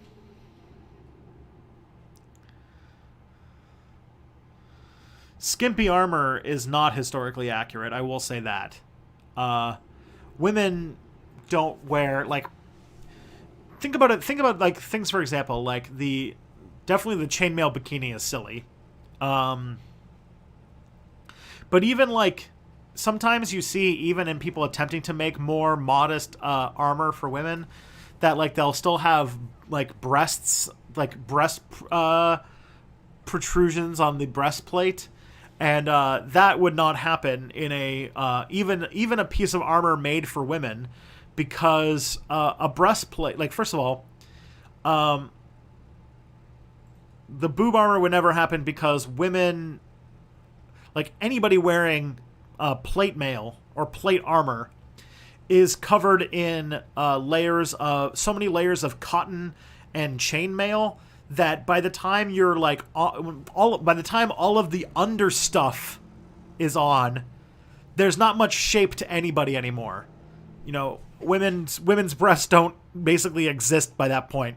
They're so, like, you're just like you're like that kid in the movie A Christmas Story, where, like, their arms are stuck out. Like, you're so loaded down with things. And then putting a breastplate on top of that, which is usually, like, a breastplate's only designed for when you're a cavalry, heavy cavalry, because you have to be able to take a lance to the chest and not die.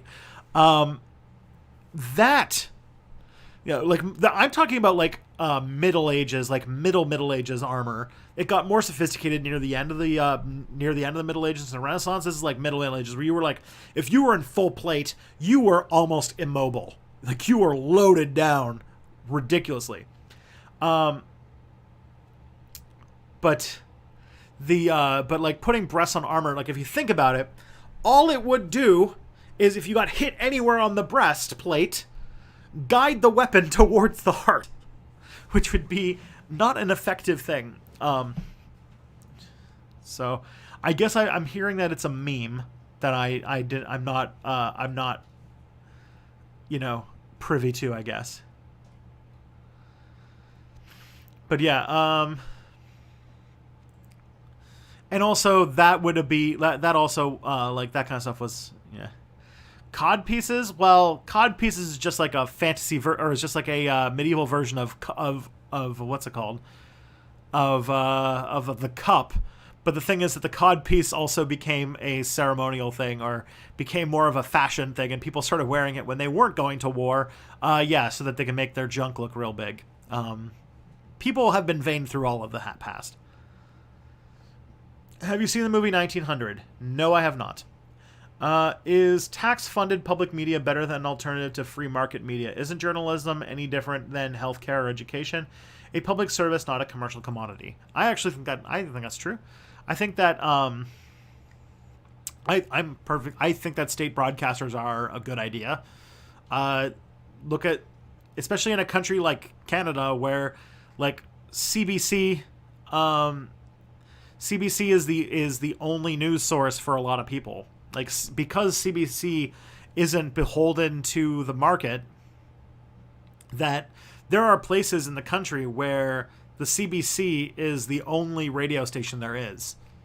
And in some markets, like when I was living in Quebec, CBC was the only English radio station that there was. So CBC, like, as a state broadcaster, I think is great. The BBC, like, the British have turned their state broadcaster into its whole own thing, and I think that it's amazing. So yeah, I do think that state broadcasters are very useful, especially in the kind of situation we're in now. As long as they're independent. There are some state broadcasters that are very not independent, and they are basically propaganda wings of their governments that they represent. Like Russia Today, for a good example. Or there's another one that's the Iranian state broadcaster. That's basically a propaganda wing.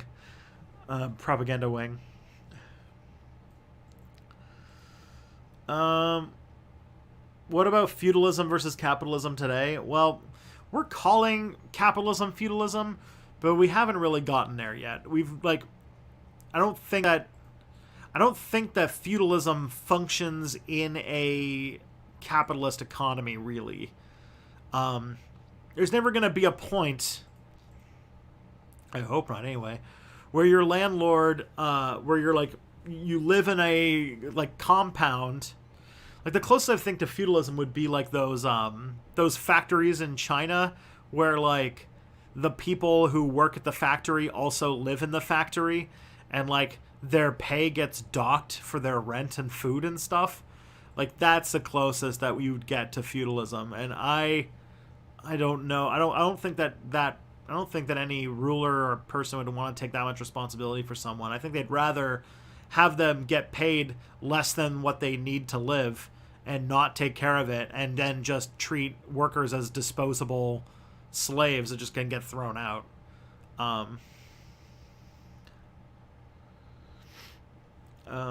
Yeah. Do you have a favorite sport? Shin kicking, tiddlywinks, that one sport that the Scottish people do where they put ferrets in their pants.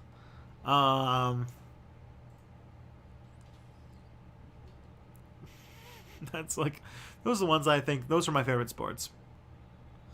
Honestly, like, there's never been a sport that I've gotten into. Electronic or real or anything. Well, there was a brief time where I guess I was into competitive StarCraft 2, but it was not for very long. Thoughts on the marketplace of ideas?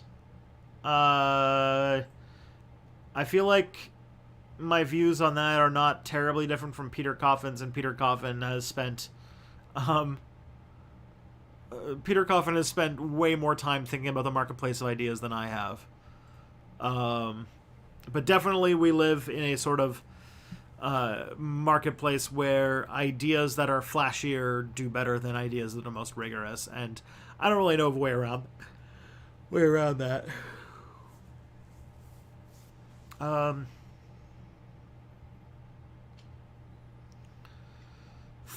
Alright. How would you feel about raising kids in group families where there are several pseudo-parents and multiple kids? In Ian Banks's sci-fi books, that's how families work. That sounds fine to me. I think I had a therapist recommend that to me once. Like, living in a polyamorous family pod. So, where are we?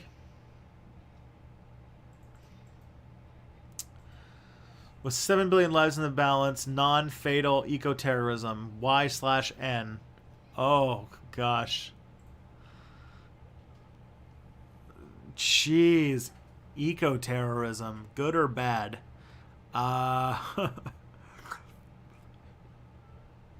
YouTube, did you know that I'm a parody account and I'm just playing a character? I feel like I should establish that right now. That, like Alex Jones, I'm a character. It's all jokes. It's all memes, bro. That being said, I can't support terrorism in a stream. I'm sorry. Even non-fatal eco. Yeah, wait. Okay, maybe a little bit. What's it called? A little sugar in the gas tank of a oil truck or an oiled rig is not something that I'm going to lose sleep over. Let's just say that. I am not. That's the closest you'll get to me, because I know that, like, as soon as I say anything more, it's gonna be like, FBI, open up, and like, yeah. Have you seen the Juice Media's Australian government honest ads? I wish we had a series like that to point all the bullshit the government does here in Canada for the masses. I have not seen that. Sorry. Will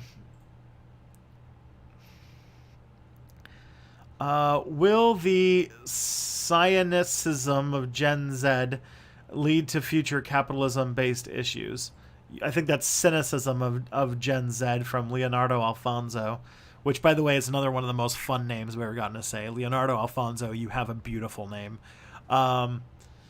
So the cynicism of Gen Z, I don't even know if it's cynicism. I feel like Gen Z folks aren't super cynical. They're just nihilistic. I feel like it's gonna be called like Generation Comedian. Like they're all like the world's gonna fucking end, and that's hilarious for some reason. They seem to have no stake in any outcome, which I am seriously terrified about. RCMP is Canada's FBI equivalent? I would probably say that's CSIS. I guess that's more the CIA. Like, for example, this is a tweet I put out. At some point, there's going to be the true Gen Z movie, which is going to be the Fortnite movie. And it's going to be like the Hunger Games, except it's going to be this, like, nihilistic Hunger Games where the murder is good, actually, and it's hilarious. And so, like, I have this, like, this concept of Gen Z in my head that is, like, it's a generation of people who would like torture like someone to death and think that it's hilarious and just be like, ha, I'm flossing while killing somebody. Or like, you know, like they're the generation that went like, wouldn't it be hilarious if we got a fascist elected to president? Like, lols, we destroyed things for the lols. And like, it's like, I don't know. I feel like there's just like watching the world burn and thinking it's hilarious is like this weird that's like that, and I feel like that's what the Fortnite movie will be. And it makes me think things like, you know, the Purge movies.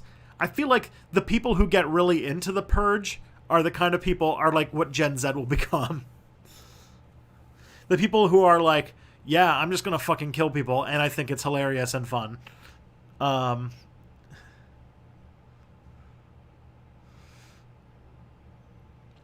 right. Bernie Sanders is just a political symbol that will inspire a real socialist movement. Yes, I agree, Ark of Gaianis, which is, I think I should make a magical item in my D&D game, because that's the... You must hunt and find the Ark of Gaianis. Alright, thoughts on Aztec human sacrifice. Is it moral because it was honorable in Aztec society and they treated their victims well? I think it's pretty tough to attribute morals to a society that existed like almost 600 years ago.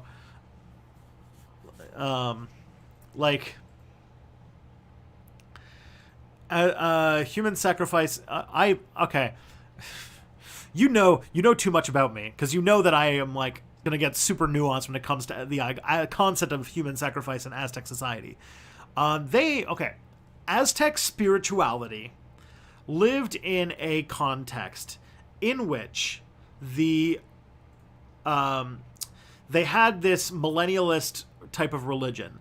They had their theology was very focused around the idea that the world, the gods that make the world function, are creatures that need to be fed and maintained in order to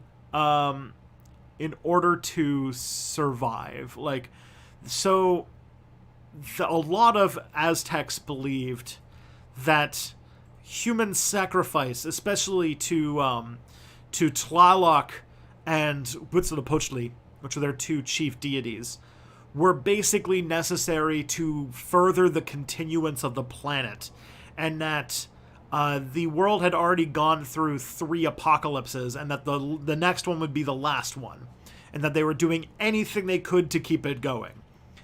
And that the gods feasted on the blood of humans in the same way that humans feast on corn. That was like that's their like theological worldview. What that resulted in, though, is it was also a powerful political power play where what we call the Aztecs is actually a sort of like a triple alliance between 3 city-states. Xaltocan, Tenochtitlan, and Sopango or something like that. And the biggest of those cities was Tenochtitlan, which was actually bigger than many European cities near the end of the time of the Aztec Empire. And in order to have supremacy, in order to hold supremacy, massive displays of human sacrifice had become part of their sort of political theater. And oftentimes mass displays of human sacrifice, while holy acts, were also used as ways to display one's power. Especially for Huitzilopochtli, because Huitzilopochtli sacrifices had to be captives from war. On top of that, it comes from the fact that they lived in they had a world. It all the root is environmental, which is that they lived in central Mexico. Central Mexico is very prone to droughts brought on by the El Nino effect. And so they developed this spirituality that's based on the gods are fickle and will take away things if they are not pleased. And so human sacrifice became a large part of their spirituality. And you can see, if you study central Mexican history far enough back, that it increases over time, and that the Aztec Empire was the most into it. So it was definitely something that built up over time. But to attribute morality to it is hard to do, because they live on another planet. They had no concept of their entire worldview was extremely alien to ours, which I feel would be, it'd be weird to try and make that kind of thing, because of course there is no context in which tearing open somebody's chest cavity with a obsidian blade, tearing out their heart and burning it in sacrifice to the hummingbird god of war is not really super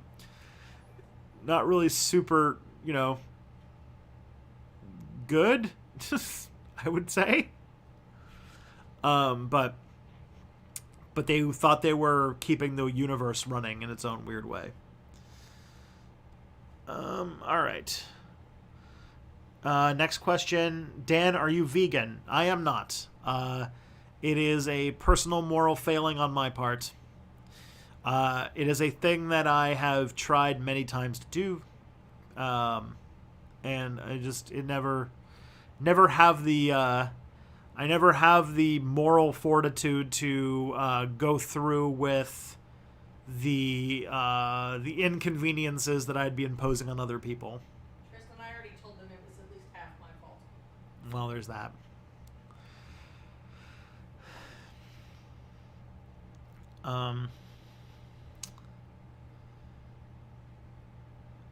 My thoughts on Jagmeet Singh. I think Jagmeet Singh is kind of like a wet paper towel of a leader for the NDP. I think the NDP made a mistake by electing him.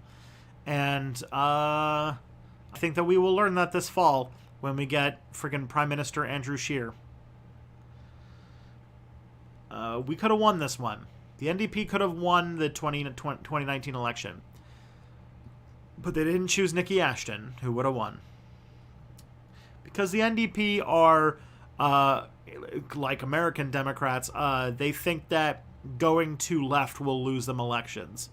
And they don't realize that that's the reason people vote for them. They don't vote for them because they're slightly different than liberals. They vote for them because they have ideals and they have solid left-wing pedigree that the liberals will never be able to live up to.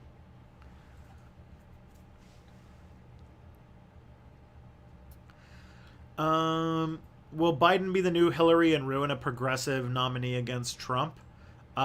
He's definitely doing a pretty good job at that. There's debate over whether or not Biden has a ceiling to his support. Whether or not the people who are going to vote for Biden have already declared, and that there's not going to be a lot of people who end up being... switching to Biden and going in that direction. I would argue that we're going to get a little bit more... As things move forward, we're going to get some more debates and actual primaries.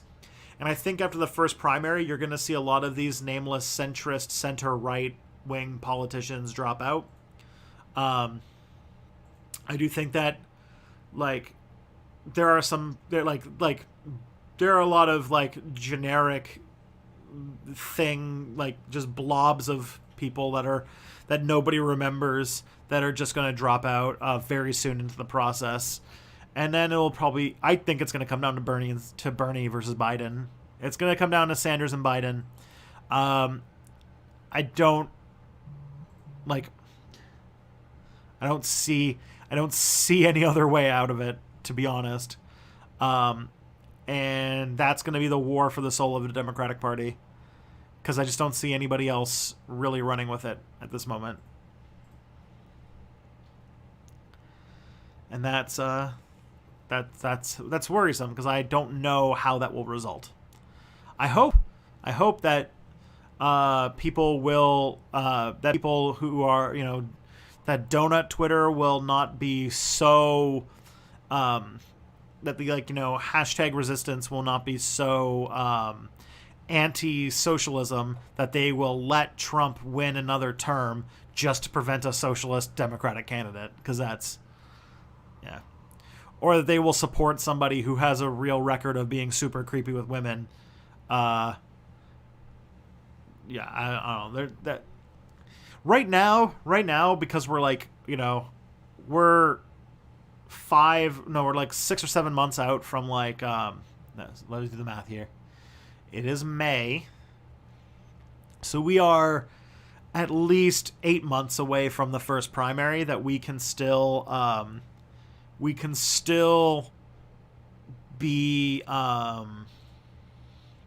choosy, that we're policing people on I don't like this person's tone, or I don't feel inspired by this person. But when it comes down to delegate math and stuff going down, it's about who's got support, who's got a donor base, and who when things come down to brass tacks is going to be the person who does the things you want to get done. And, getting all starry-eyed looking for a magical leader who's going to not only inspire you to greatness, but will fall away for, who's going to fucking do shit for you. And I think a lot more people are going to realize that it's what's it called?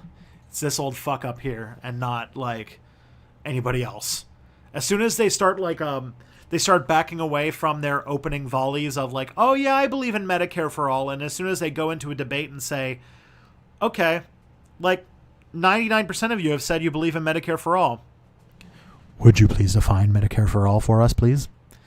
And then you see Kamala Harris go well, by Medicare for all, I mean access to affordable Medicare for some, but especially not trans people in prison.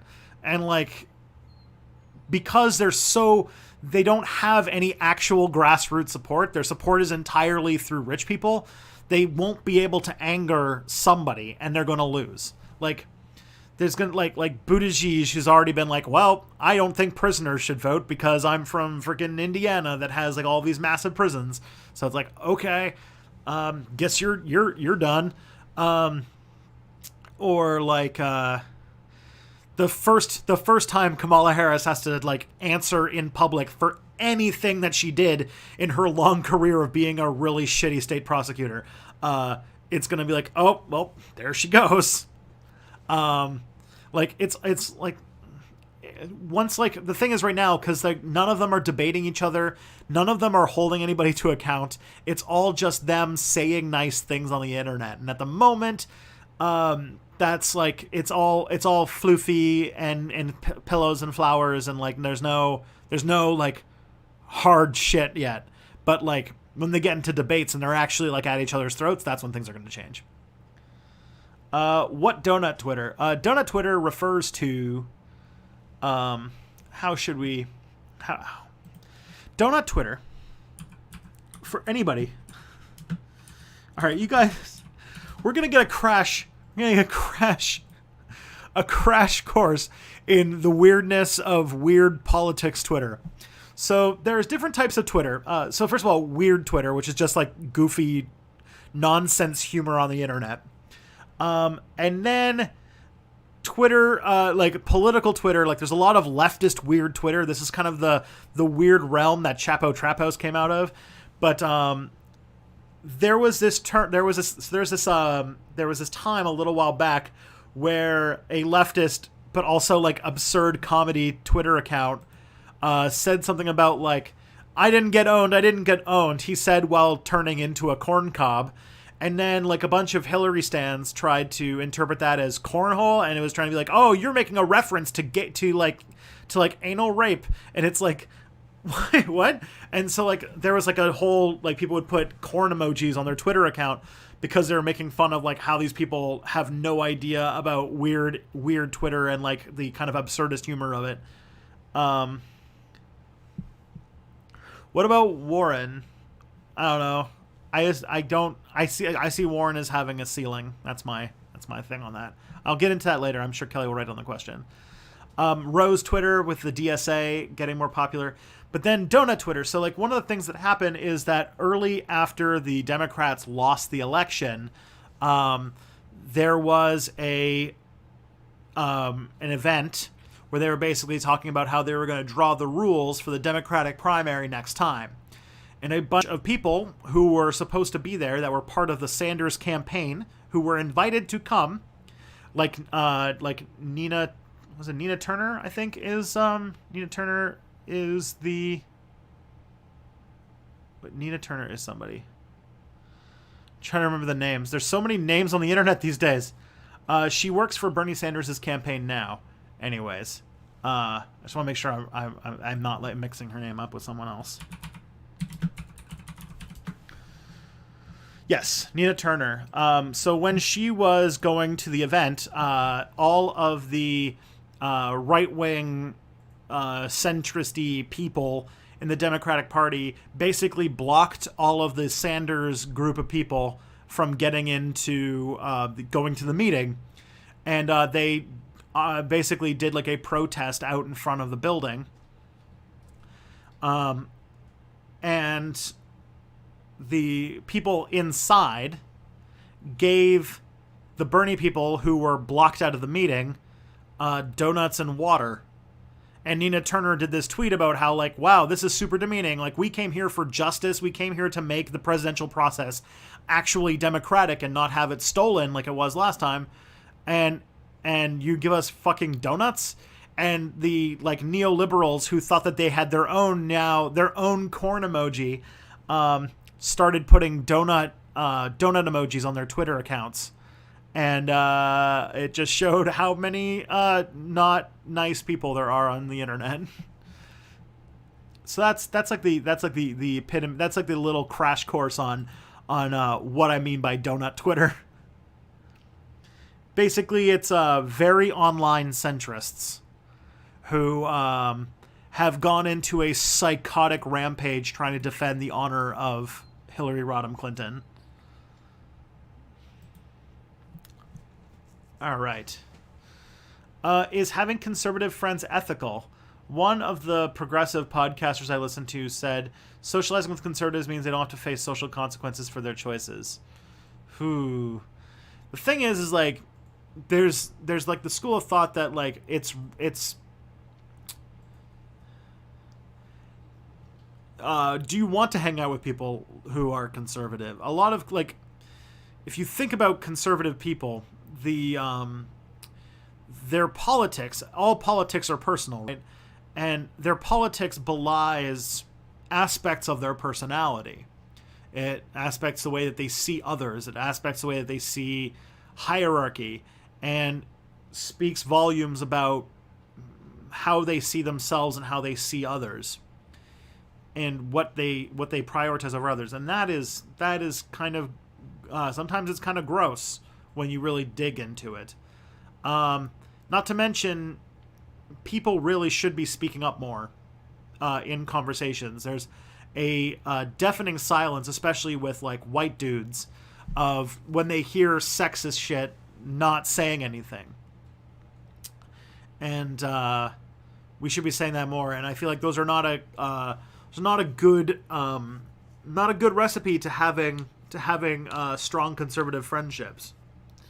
I feel like people have been noticing a lot more of political drifting apart. Now, in America, that there's like these histrionic headlines that this is like, politics is tearing this country apart. And it's like, politics is like the one thing that should tear people apart. Like, politics is our idea of who should have power and who should not. It is the question. It goes to the very heart of who you are as a person.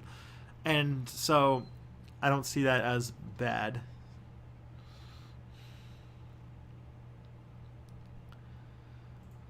All right. What do you think of accelerationism? All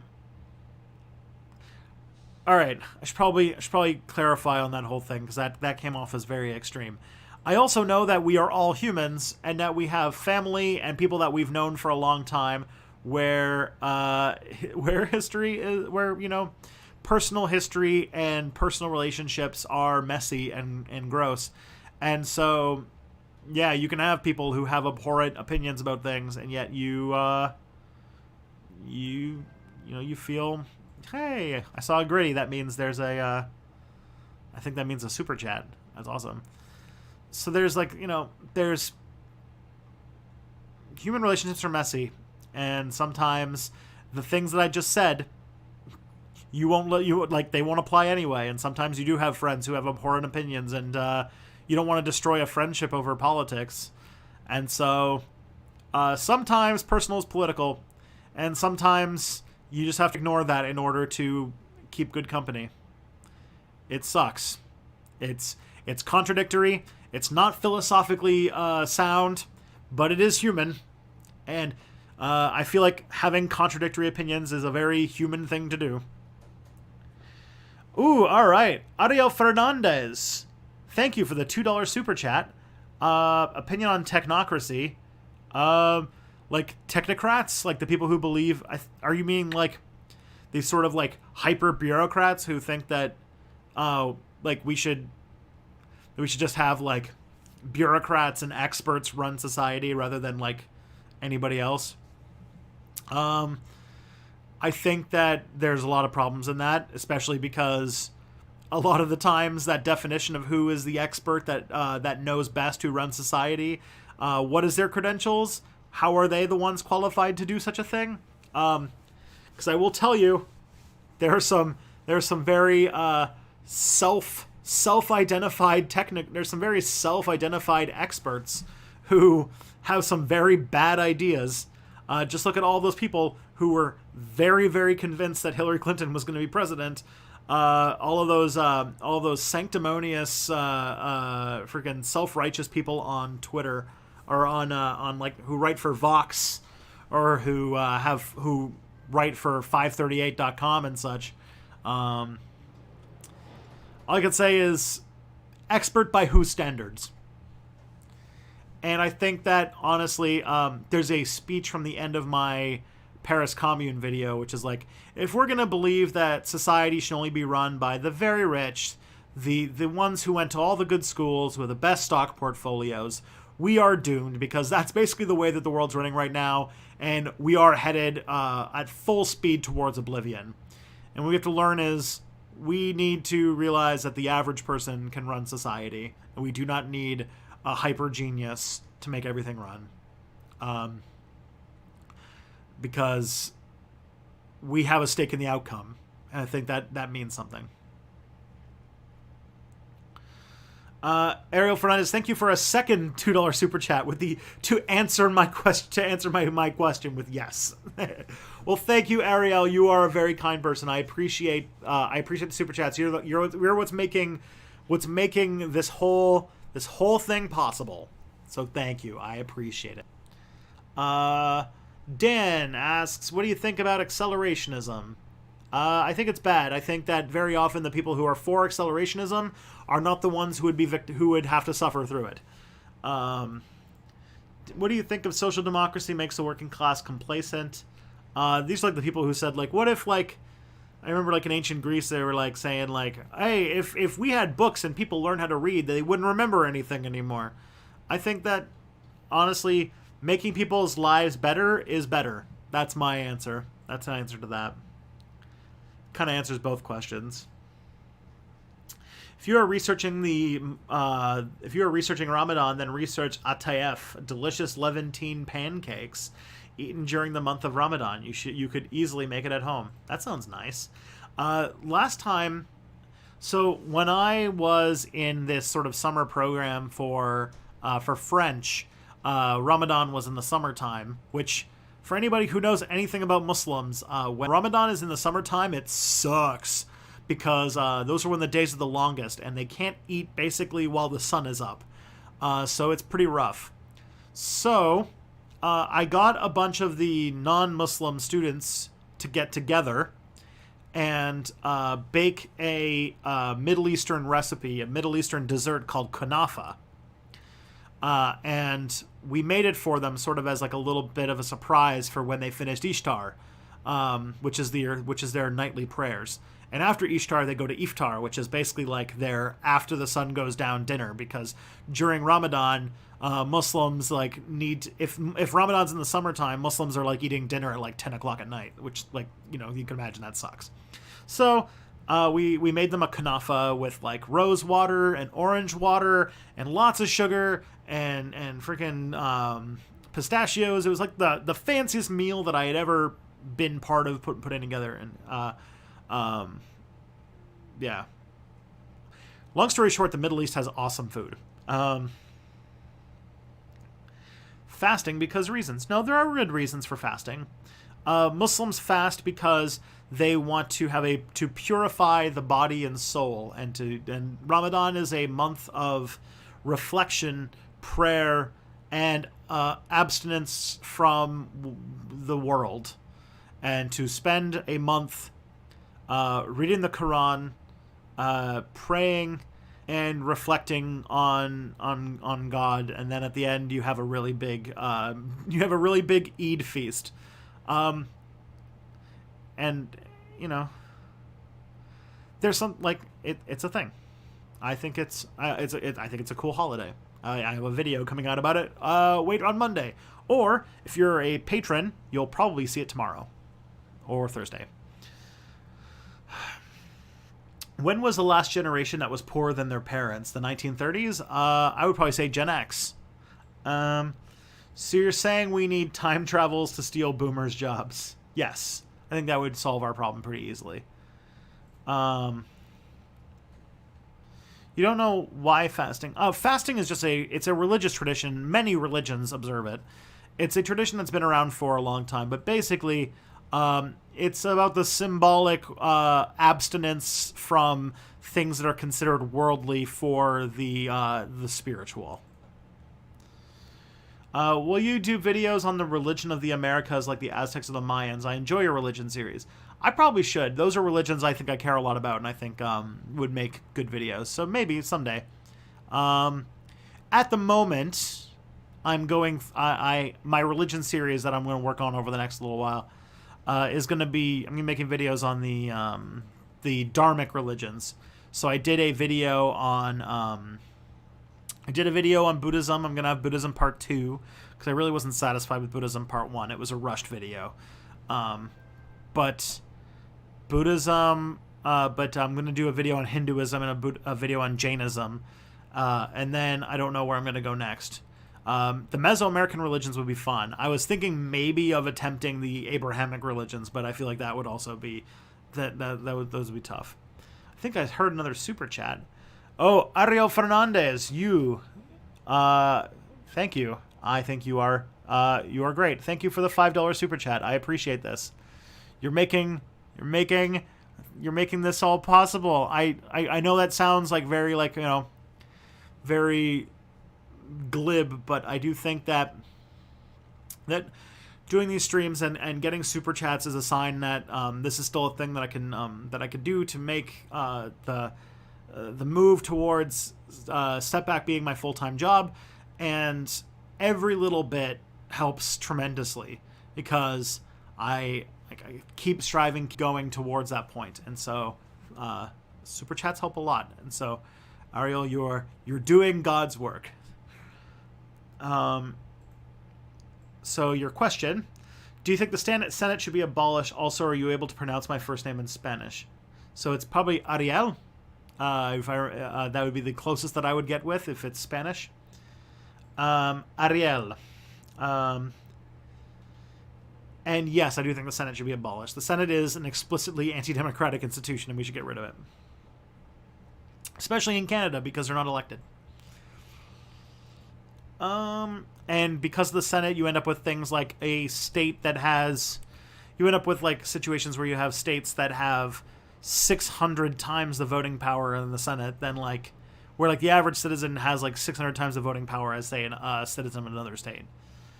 It maybe made sense in a time when states were really, really rural, but not anymore. Alright. What is next? What would have been the best country for the 20th World Revolution to begin in? 20th Century World Revolution to begin in? Probably the United States. The United States was probably the most industrialized country in the 20th century. 255. The other day I listened to a Vox podcast. I'm so sorry. About reducing temperature by shooting chemicals into the atmosphere. Are you worried we'll do that instead of actually stopping climate change? I am worried. That is like the shooting chemicals into the atmosphere that will like ruin crop yields and stuff like that to solve climate change.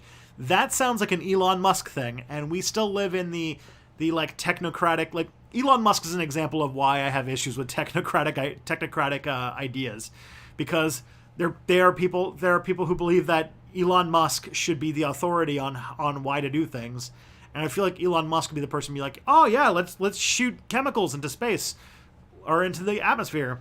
We don't know what the side effects will be, but let's just do it anyway. So yeah, I do think that it is a thing, and it also feels like a cheap technological substitute for getting off fossil fuels, which is definitely a thing that will happen too. Won't the chemical heat the planet more? Well, the idea behind it is that it's like sulfur oxide or something like that. They spray into the upper atmosphere, and it's the kind of chemicals that volcanoes put out, and the volcano, and basically like trying to replicate the effect that volcanoes have on the planet, which is that they obscure sunlight and then they make they reduce the global temperature. But first of all, it would be only for a few years at most, unless you kept doing it. Second of all, it would reduce sunlight, which would cause massive crop yield reduction, which would have major food security issues. All right, Yan, my man, 89. Yan, my man, 89. Do you think with the current internet culture, do you think a peer-based information network is feasible? Peer-based information network? You mean like ditching media sources for like just people telling each other things? I don't know if that's ever going to be a thing that will really be hardcore. Like, there are certain people who find making things for audiences pleasing, like me, while a lot of people would be like, why the hell would you want to do that? But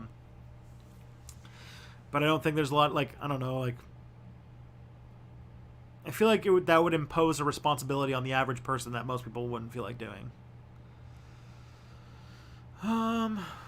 What's the newspaper magazine with the best cartoons? Obviously The Onion, because Kelly is the best.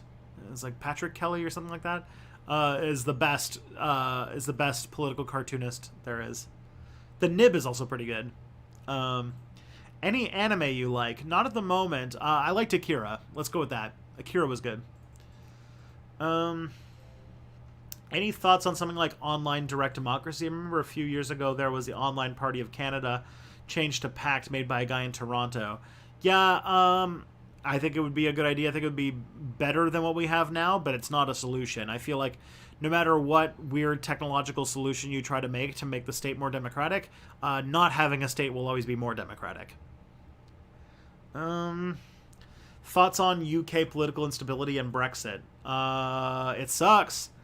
And I wonder if they're going to...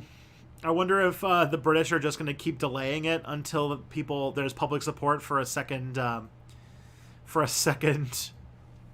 referendum, or if the Conservatives will just keep losing support until they force another election and the Labour is put in charge, and then Labour will do Brexit on their own terms, I guess. I have no idea. I'm not super like hip into British politics, so I don't know the facts, the factest of facts. But yeah, it's a mess. Okay. Any thoughts on... we did that one. What will you do if Sargon actually gets elected to office? Be very disappointed in the people of Swindon, that's for sure. Ooh, I hear horns.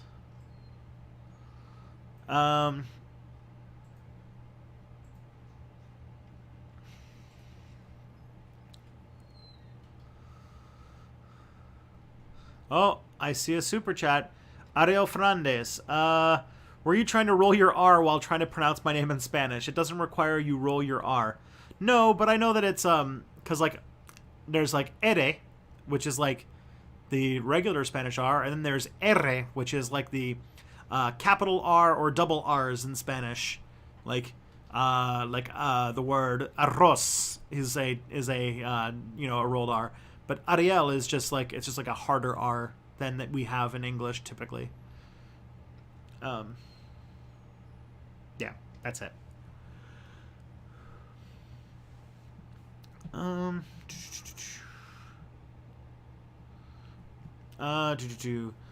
What will you do? Oh, we did that one. Do black Canadians face less stigma and prejudice than African Americans? Kinda. There's still definitely anti-black racism in Canada. It's less, I think it's less overt sometimes. There is a Black Lives Matter movement in Canada. There's a Black Lives Matter movement in Toronto. There's still police aggression, racial bias in all sorts of places in society. There's also the fact that, or there's also a double whammy, which is that a good chunk, if not like a hard, can you do a French? Yes. I do. My French is je suis Tristan, that kind of thing. Anyways, black people in Canada have the double whammy of coming from an immigrant community as well. Many black people in Canada are either descendants of African Americans who moved to Canada like a long time ago, but the majority of black people in Canada are immigrants from the Caribbean, and so they have the Caribbean culture, the Afro-Caribbean story, or they're from Africa, and both of those, it's a story of immigrating to Canada, and that has its own things with it. But also there is, we're definitely steeped in a white supremacist culture, and yes, racism against black people is still very common in Canada. Félicitations, thank you. Dalton Jones, thank you for the $1 super chat, very much appreciated. Thank you, Dalton, you are a hero. Suppose most of the U.S. population lost 3 meals. Can a revolution happen if the government can just call the military and cops to massacre anyone who tries to revolt? I would think that many police officers would also be the ones who are not getting food, and many who miss some meals. Shit, like Americans, there's Americans who call for civil war when the country kitchen buffet runs out of grits. You fuck with America, Americans have never had to worry about food, scarcity in, the way that I'm talking about. Food is ridiculously cheap in America. Now, there are, food deserts, and poverty does cause food security issues. But, if you had a widespread enough famine in America, you would definitely see some shit go down real fast. And, there are 300 million Americans, and the military can only do so much. And let's just say, I don't know what the outcome of that would be, but it would not be one I'd want to see.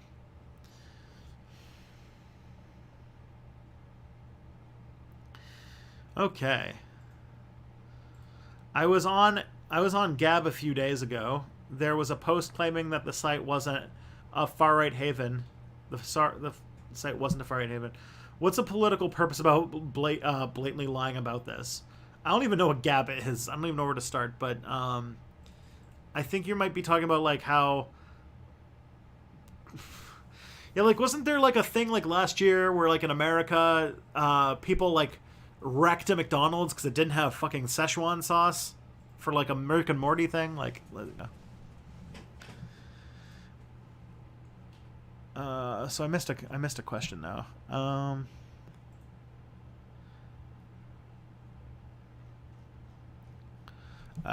It's gone. Sorry, I don't know what that was. I'm a videographer / photographer living in the DC area. What sort of stories do you feel are underserved in the U.S. Capitol, current or political? Historical. I do think that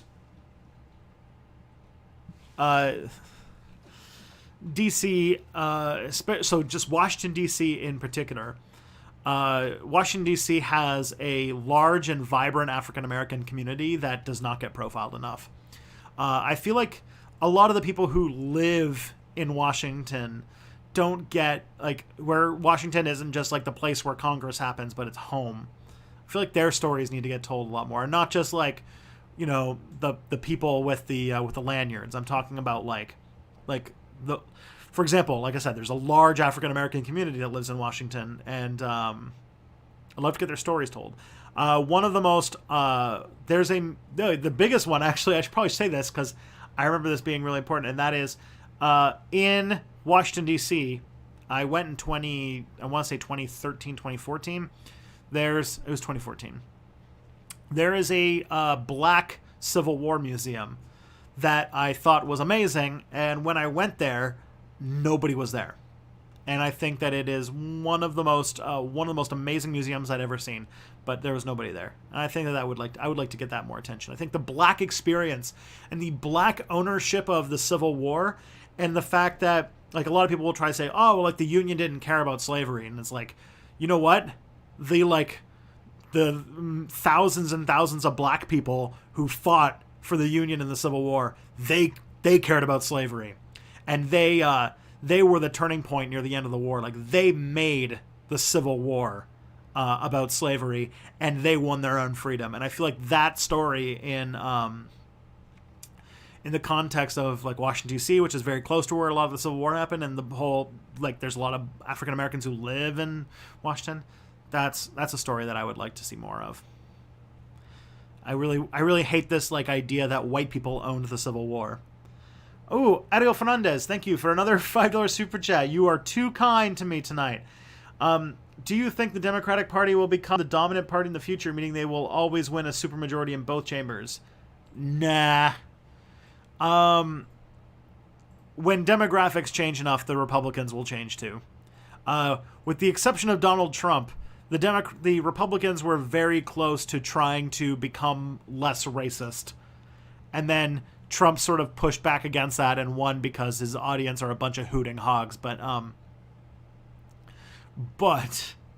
a longer enough time scale, I do think that there'll still be Republicans. I don't think that one party rule like that ever lasts very long, because one party rule leads to corruption on a long enough time scale and will result in people turning away.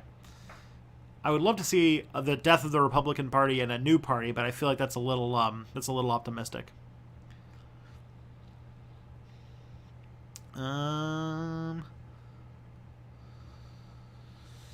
Thoughts on, in other words, meta history. Thoughts on thoughts?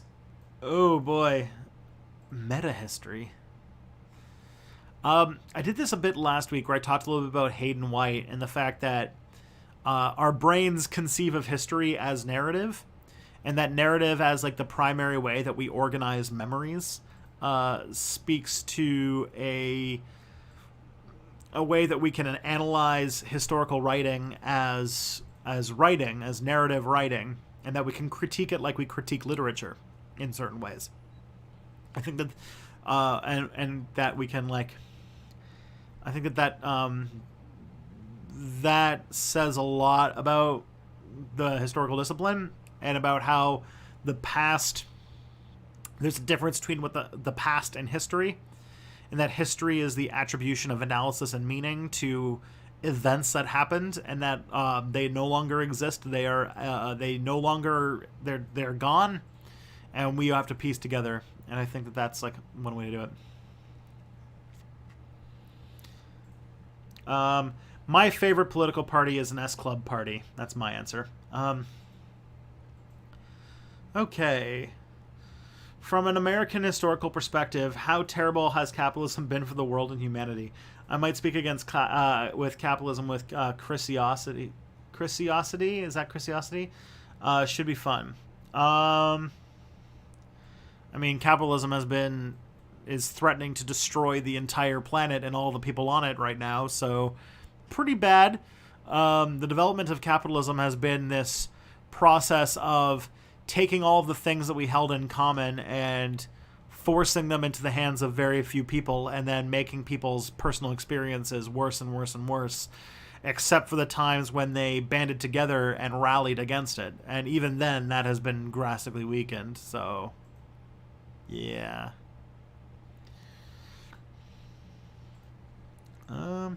Why is the Canadian economy centered in the middle of the colony? Why is the Canadian economy centered in the middle of the colony? Well, if you're talking about Ontario and Quebec, where our economy is sort of focused there, that's because those are the oldest provinces. Other provinces that are also pretty old, like Nova Scotia, New Brunswick, and PEI, they had economies based on primary resource extraction. Ontario and Quebec are a little bit higher up on the value-added food chain, and if you see in any country, the countries that are at the top of the industrial food chain tend to do better. You know, New Brunswick is all about chopping down wood and mining for coal. Nova Scotia was about fishing and lumber, and Ontario is a province that is about industry and finance, and so is Quebec. So that's why our economy is focused here. And even though it looks like it's in the center of the country, there's actually a river and a canal system that goes all the way from the Atlantic to Toronto. So it's not bad at all. It's a pretty big, like, inland trade route to go down the St. Lawrence and go down the Rideau Canal and getting to Lake Ontario. Okay, thoughts on designer babies? Is it ethical? It is most definitely not ethical. Babies are by definition unable to consent to having their genetic patterns altered, and on top of that, the generations that child will also do not have the ability to consent to having their genes altered, which means that we need to kind of breach into a new area of bioethics and think about how we would consider this. And if anything, if we are going to be altering genes that not only will affect people who have no say in them, but also the generations yet to come, we have to be very careful and absolutely sure that the things that we are doing are not going to cause serious negative repercussions down the path.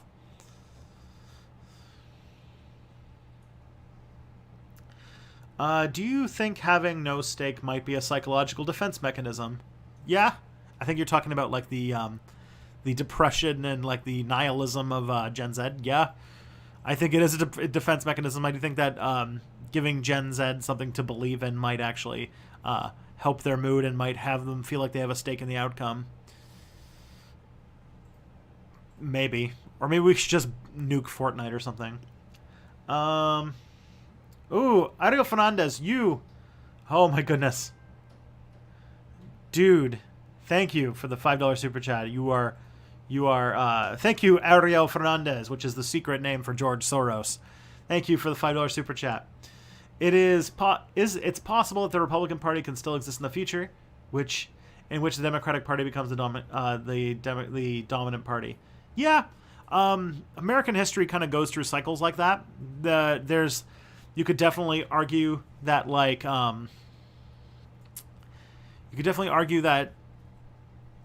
there was a period of Democratic dominance of the American political system that lasted from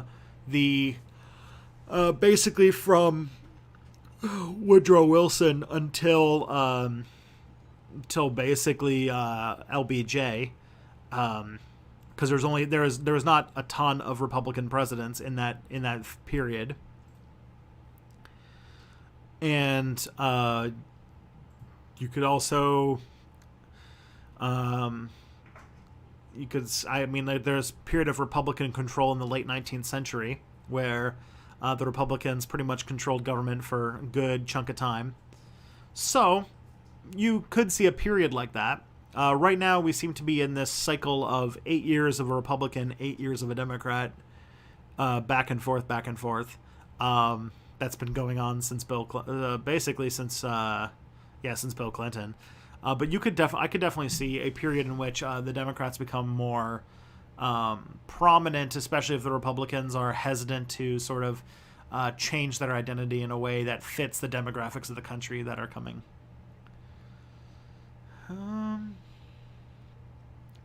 How can you not either be brain dead or cynical in a spectacular society? How can you not either be brain dead or cynical in a spectacular society? Well, I'm not exactly sure how to answer that question. I don't even know if that is... I think that might be a rhetorical question, but also I think attention deficit disorder went to bed, so I don't think they're there anymore. What can be done to make Gen Z less nihilistic and embrace class socialism? Give them something to believe in. Make them realize that there is a future for you somewhere. Will you do a video on the Nabatean religion? I like the square deities. Maybe. At the moment, I have a rough idea of what my videos are going to look like all the way until April of 2020 right now. And I have lots of video ideas. So, you have to pitch. I have like over 1,000 video suggestions from viewers, and I really need like a system. I used to have a system. Maybe I should go back to that system where I sort of evaluated which ones I liked the most and the ones that I put to the top. I haven't done that in a while, though.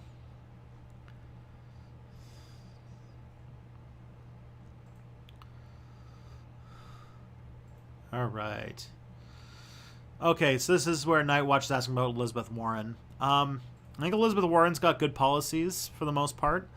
I just think that when it comes down to her versus Sanders, that the fact that Elizabeth Warren won't say that she's against capitalism, she still insists that capitalism is good, and the fact that she's a Democratic Party insider, both of those are the things that make her a less good candidate than Sanders. That's it. I feel like if she... And also she's not as good a campaigner, I think. I think that she's got all the right policies, and I love the work that she has done in the Senate over the years, and I hope that she keeps doing it for years and years to come.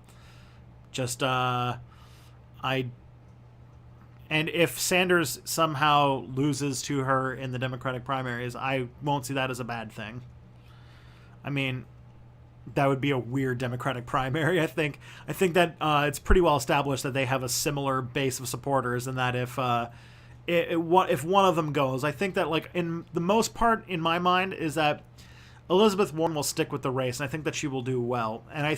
But what I think is that there's a point in the race where the candidates start to get fewer and fewer, and that people who realize that if they don't drop out of the race soon, that they're going to start spoiling candidates that have more of a chance of winning. That's when a Warren will drop out, and she'll probably support Sanders. That's the other thing, is I'm also I'm still kind of salty about the fact that she chose party over country and refused to support Bernie in the 2016 election. I think that was a low blow for her, for two people who have worked together on the Senate on so many progressive issues over the years, for her to just sort of step at the sidelines and not give Sanders her support, I think was unfair. I think that's great that she's running for president. I think that she'll do great in the debates, but I do think that once things start getting nasty, that she probably would sidestep for Sanders when the polls show. All right. The Liberal Democratic... Oh, Ariel Fernandez, thank you for the $5 super chat. I don't know how many more things I can say to say thank you, but I really appreciate it. The Liberal Democratic Party of Japan, would be considered the dominant party of Japan or the African National Congress in South Africa? Yes. It's like, Ariel, sorry. I trust you. I trust that I know that you like my content. I know because you've given me lots of money that I'm very appreciative of. The question mark was supposed to be a period. The question mark was supposed to be a period. Okay. That's good. Because I don't know anything about Japanese or South African politics. Very much out of my, I do like, oh gosh. Thank you so much, Ariel. You've made my night. Yeah. What's it called? There's some insecurity based on some personal stuff that's going on right now, and the fact that these super chats are making me feel a lot less scared for the future. Okay. In the age of strongman mentality, should we invest in a strong woman for president like Tulsi Gabbard? No. I think we should reject that narrative of the strong singular leader.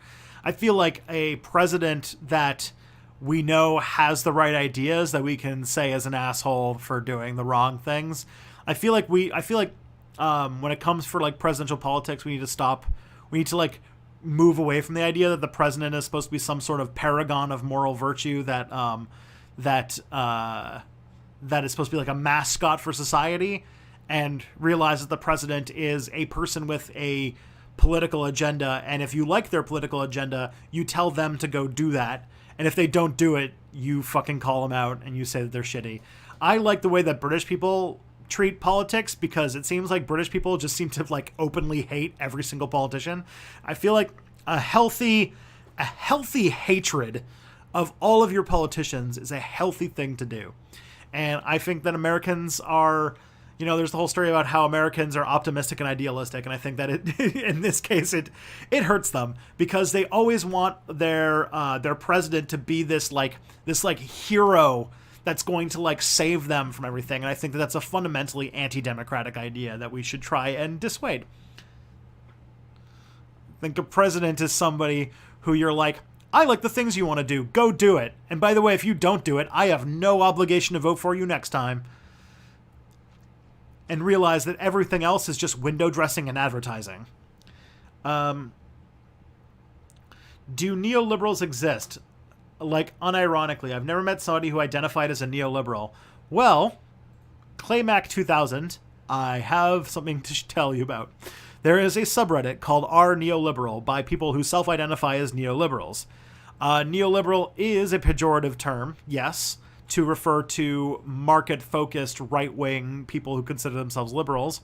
I would point you to several publications that are openly neoliberal. I will give you a few, but there are many. Vox.com. Pundit Ezra Klein, the owner of Vox.com. Matt Iglesias, another person at Vox.com. 538. Nate Silver. Harry Enton. These are all people who I would consider right-wing neoliberals. But there are plenty. Trust me. They are all of the people who are paid six-figure incomes to have opinions. You don't get that much money to have opinions, especially how bad their opinions are, without being a neoliberal.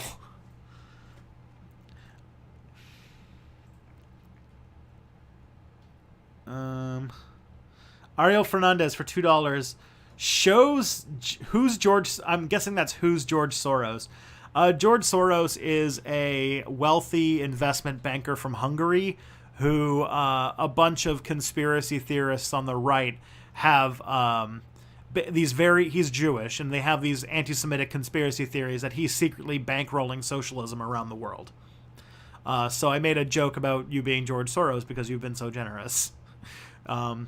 Because George Soros doesn't give people, except for like centrist money to de-radicalize the Democratic Party. That's shown that. If you see where he spends his money, he spends it on like groups like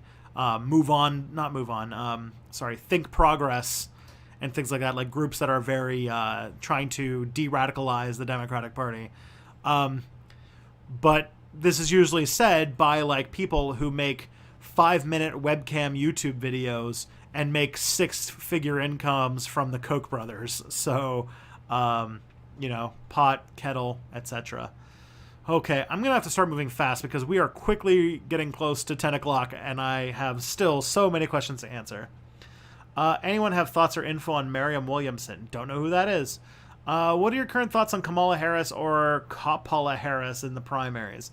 I think that she'll have a strong start, and then she's going to have a few debate questions where she's going to show that she is the war on drugs incarnate, and that she represents the carceral state that I think a lot of people, especially post Black Lives Matter, are going to be really, really sick of. And I think that many people who don't have millions of dollars, when they start to get to know her, because right now she's just a black woman, which is great, politician, running and saying nice things on Twitter. But once people really start to pick apart her past and her legislative history, that she'll lose a lot of support pretty fast. I think that a lot of these Democratic politicians in this like kind of age, this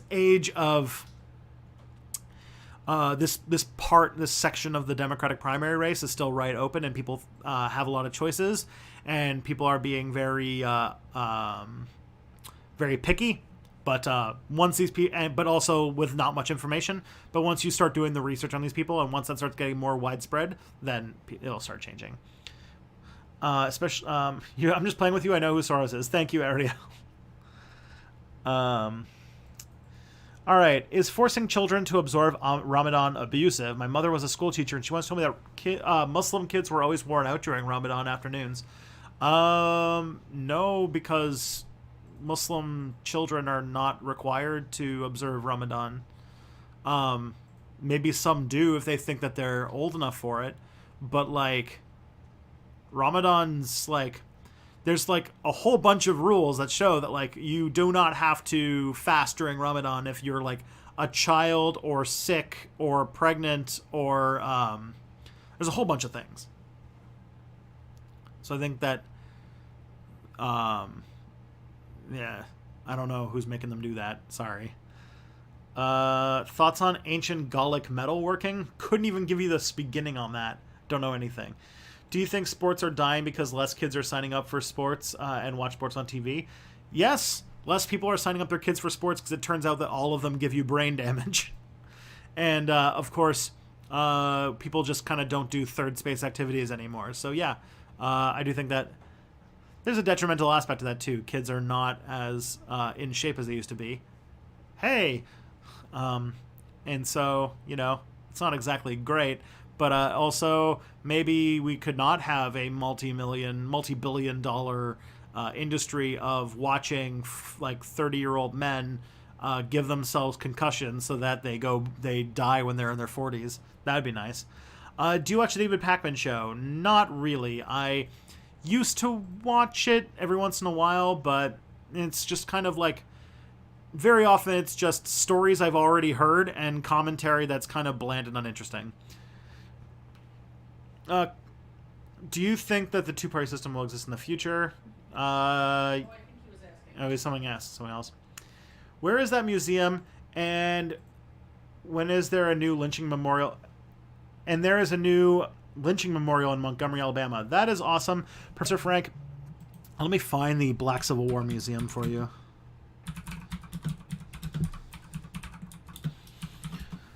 It's called the African American Civil War Museum. It is at 1925 Vermont Avenue Northwest in Washington, D.C. with the zip code 20001. And it's open from 10 a.m. to 6:30 p.m. Tuesday through Friday. Closes at 4 on Saturday, 12 to 4 on Sunday, and then 10 a.m. to 6:30 p.m. on Monday. So, go, please. It was my favorite museum I saw in Washington, and I had seen all of the Smithsonian's, so do it.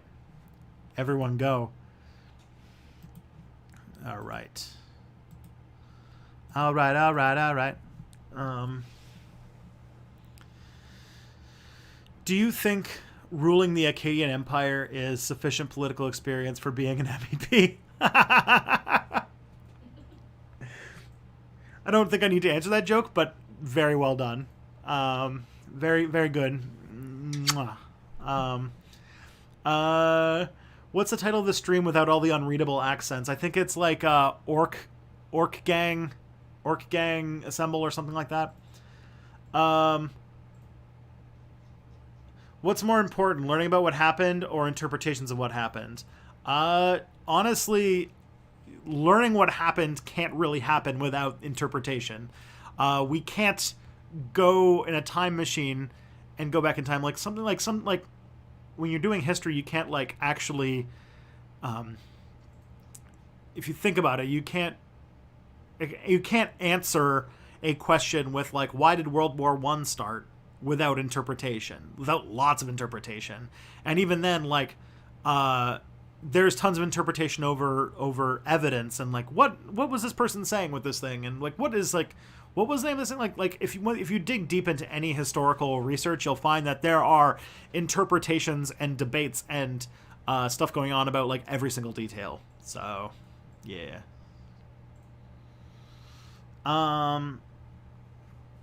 Is there such thing as an individualist socialism? You should watch. There is a video by Thought Slime that's about individualism and how socialism is about making socialism is actually less collectivist than like saying like than like a capitalist idea where like you need to sacrifice, you need to give to your boss, and like I'm not articulating it very well. My brain is like kind of overheated right now from talking nonstop for almost 3 hours. So, but there's a Thought Sign video on it. I don't know what the name of it is, but if you can find it, I think it's a pretty good take. Thoughts on the Gaelic speaking people of Nova Scotia? I did not know there were any. Are you an antinatalist? No. I think that we have no place in telling people whether or not they should have kids. I do not think that life is suffering that much. Which Zelda game is the best? I've played 2 Zelda games. One was Zelda DX, and one was Breath of the Wild. And I probably would say that Breath of the Wild was the better one of those 2. So I would say Breath of the Wild, because I never had a Nintendo. I never had a Nintendo, Super Nintendo, and I had a Nintendo 64, but I never bought any of the 64 Zelda games. I never had a GameCube. Never had a Wii. Never had a Wii U. I don't remember what the other ones were. So I really have never played a lot of Zelda games. Ariel Fernandez, $20 super chat. Holy moly. Holy macaroni, Ariel. You're like, yeah, you're... Thanks for paying rent this month. Why do you think Fulgencio Batista wanted the Allies to declare war on Franco's Spain? Batista was the de facto ruler of Cuba from 1933 to 1940, unelected president from 1940 to 1944, dictator from 52 to 59. Oh boy. Spanish history, Mexican history, Night Watcher's pet. Oh my goodness. What are you guys doing? This is amazing. This is beautiful. You guys are so generous. Holy crap. I don't even know how to react to all this. Okay, Fulgencio Batista. I remember him. He was basically the last right-wing dictator of Cuba. I imagine, given that, I mean, it was still a ways back that Cuba and Spain, like, he wanted to keep Cuba not in Spain, and that Spain and Cuba probably still had sour relationships after the Spanish-American War. If I remember correctly, also that Bautista was a close ally of the United States, and the United States' international interests, and so sometimes, diplomatic proxies can say the things that the Americans are afraid to say in public.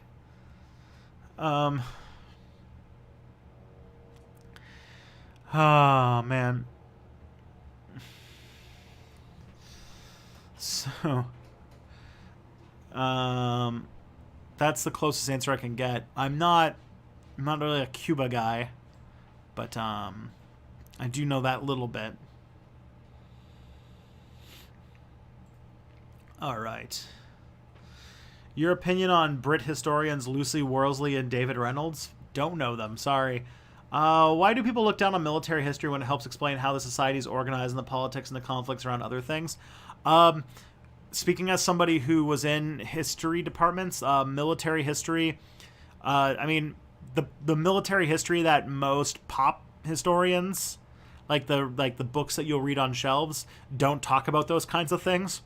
And most people who talk down about military history are talking about military history that's literally just like moving arrows on maps and things like that, which, like, sure, it's fine entertainment, but you really don't learn anything. I would recommend that you watch the American history series on Crash Course. The Crash Course U.S. History series did a video where they listed all of the battles of the American Civil War, and I think that that's pretty much a summation of like why people have issues with military history. But like modern military historians are pretty good. Bautista died in Spain, I imagine because he was exiled after the Cuban Revolution, right? Yeah. Ariel, you're teaching me things. Thank you. I appreciate it. I don't know enough about Cuba, and I love learning things. So that's cool. I imagine that Cuba and I imagine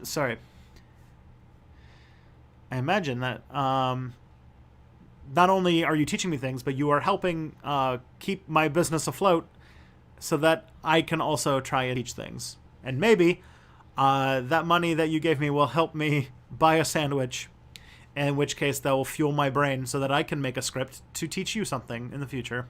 That's my hope. Why do people look at... So we did that one. It is Happy Teacher Appreciation Week. You guys are definitely showing some teacher appreciation tonight. What do you think of Betsy DeVos suggesting teachers strike on adult time? I think Betsy DeVos should get fucked. I hate her so much. Her and her 19 yachts. Someone should just like sink all of them. Yeah, Betsy DeVos, like, fuck off. What did we say about terrorism on the stream, Tristan? What? What did we say about terrorism on the stream? Listen, sinking a rich person's boat. I talked about this today at work because there's a story in Ontario where some protesters showed up to a protest of our very right-wing big wet premier Doug Ford with like a guillotine as like a piece of political theater.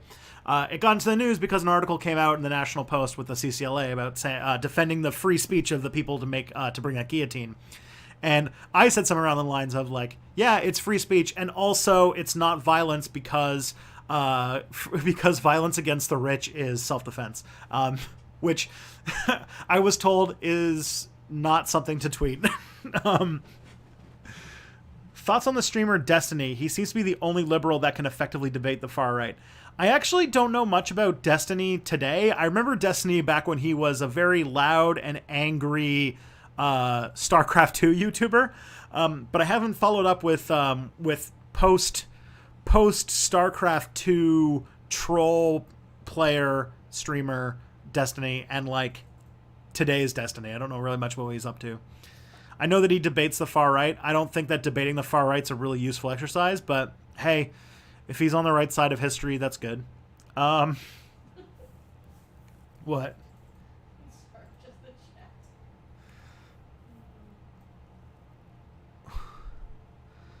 chat. What do you think of the socialists who are not liberal? I don't even know where to go with there. You mean like socialists who are like, actually, I don't like freedom of speech, or things like that. I don't know. I don't think who don't believe in. I don't understand what their motivations are. because socialism is supposed to be about liberation. To be like, it feels very tanky-ish, and I have to work out my feelings about tankies because I'm gonna make a video about them in the fall. Are you familiar with Mike Duncan's Revolutions podcast? And if so, what do you think about it? I'm not sure of his podcast. Oh, wait. Yes, Mike Duncan, Revolutions. I do know about Mike Duncan's, Mike Duncan's Revolutions podcast. He's the person who made the History of Rome podcast at one point, too. I have listened to the first arc, the English Civil War part of Revolutions, and then given up on it and come back to it probably 4, 5, 6 times over the years. And so that's my answer to that. I like it. I just and I think with the podcast system I have now, I might be able to get back to it. So maybe I will go back to Revolutions. I'm going to put it in my phone. I will do that in 2 minutes because the stream is almost over. All right. Ariel Fernandez for the $5 super chat. Thank you so much. Batista was supported by the Democratic Socialist Coalition during the 1940 Cuban election. The old Cuban Communist Party was part of it. Well, then, why was he thrown out of power? I would like to know the story about this whole thing. All right. What's the difference between a socialist liberal and an anti-liberal socialist? Which is better for humanity? I feel like you and I are working on different definitions of liberal, Leonardo. Sorry. I don't know. My definition of liberal involves open markets and capitalism. I don't know how you can be a liberal socialist. I feel like those are two terms that are antithetical to each other.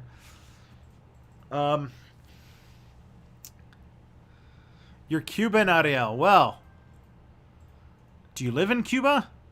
I didn't think Cubans. I thought Cuba censored YouTube. But if not, cool. I love Cuba. I love Caribana here, and I love Havana Club. Those are the things. Those are the things that are relevant, right? Okay. What's the difference between us? Oh, we did that one. Are there any other groups with a history similar to the Jews? Yes, the Romani people, I would argue. You live in North Cuba, Miami. So are there any other groups with a history similar to the Jews? Yeah, I would probably say the Roma people, or the Romani people, or whatever. They've also had a similar history of being exiled and attempted genocides and things like that. Ariel Fernandez, thank you for the super chats. You are magical. You're a magical unicorn of a man. Thank you so much. Should I make a baked bean factory and call it Jeb Bush's Baked Beans, made by 100% unionized workers? Shit, yeah. World needs more beans, and I love beans. Beans are a part of a balanced breakfast, no matter what Kelly says. What do you think the worst experience of any groups in modern history is? Probably the trenches in Passchendaele. I feel like there was not a lot of military soldier experiences that were more terrible than many of the ones experienced on the Western Front of the First World War. What do you think the worst experience of any groups? We did that. What are your thoughts on eating the rich? Very good with a side of beans. Jeb? And have you read Crane Breton's Anatomy of a Revolution? No, Orange Man, I have not. All right, it is 10:02. That is the last question. I thank you guys so much. This has been such a intense, busy stream. I love this new setup. I'm actually able to answer questions for you guys. You guys, thank you so much. Ariel, Night Watcher's Pet, but also everyone who came to watch the stream and asked the great questions. You guys ask such amazing questions. I have been your host, Tristan. I hope Islamophobe because you misremembered how Ramadan works. Yes, I understand. It's okay. You guys are great. I will be doing a stream on Monday and another one on next Tuesday. Look forward to a quick step on Monday, and I have some other step back videos in the works I'm very excited about. I'm also working on a super secret project that should be coming out probably this summer that you guys will probably like. Anyways, take care of yourselves and each other, friends. Bye.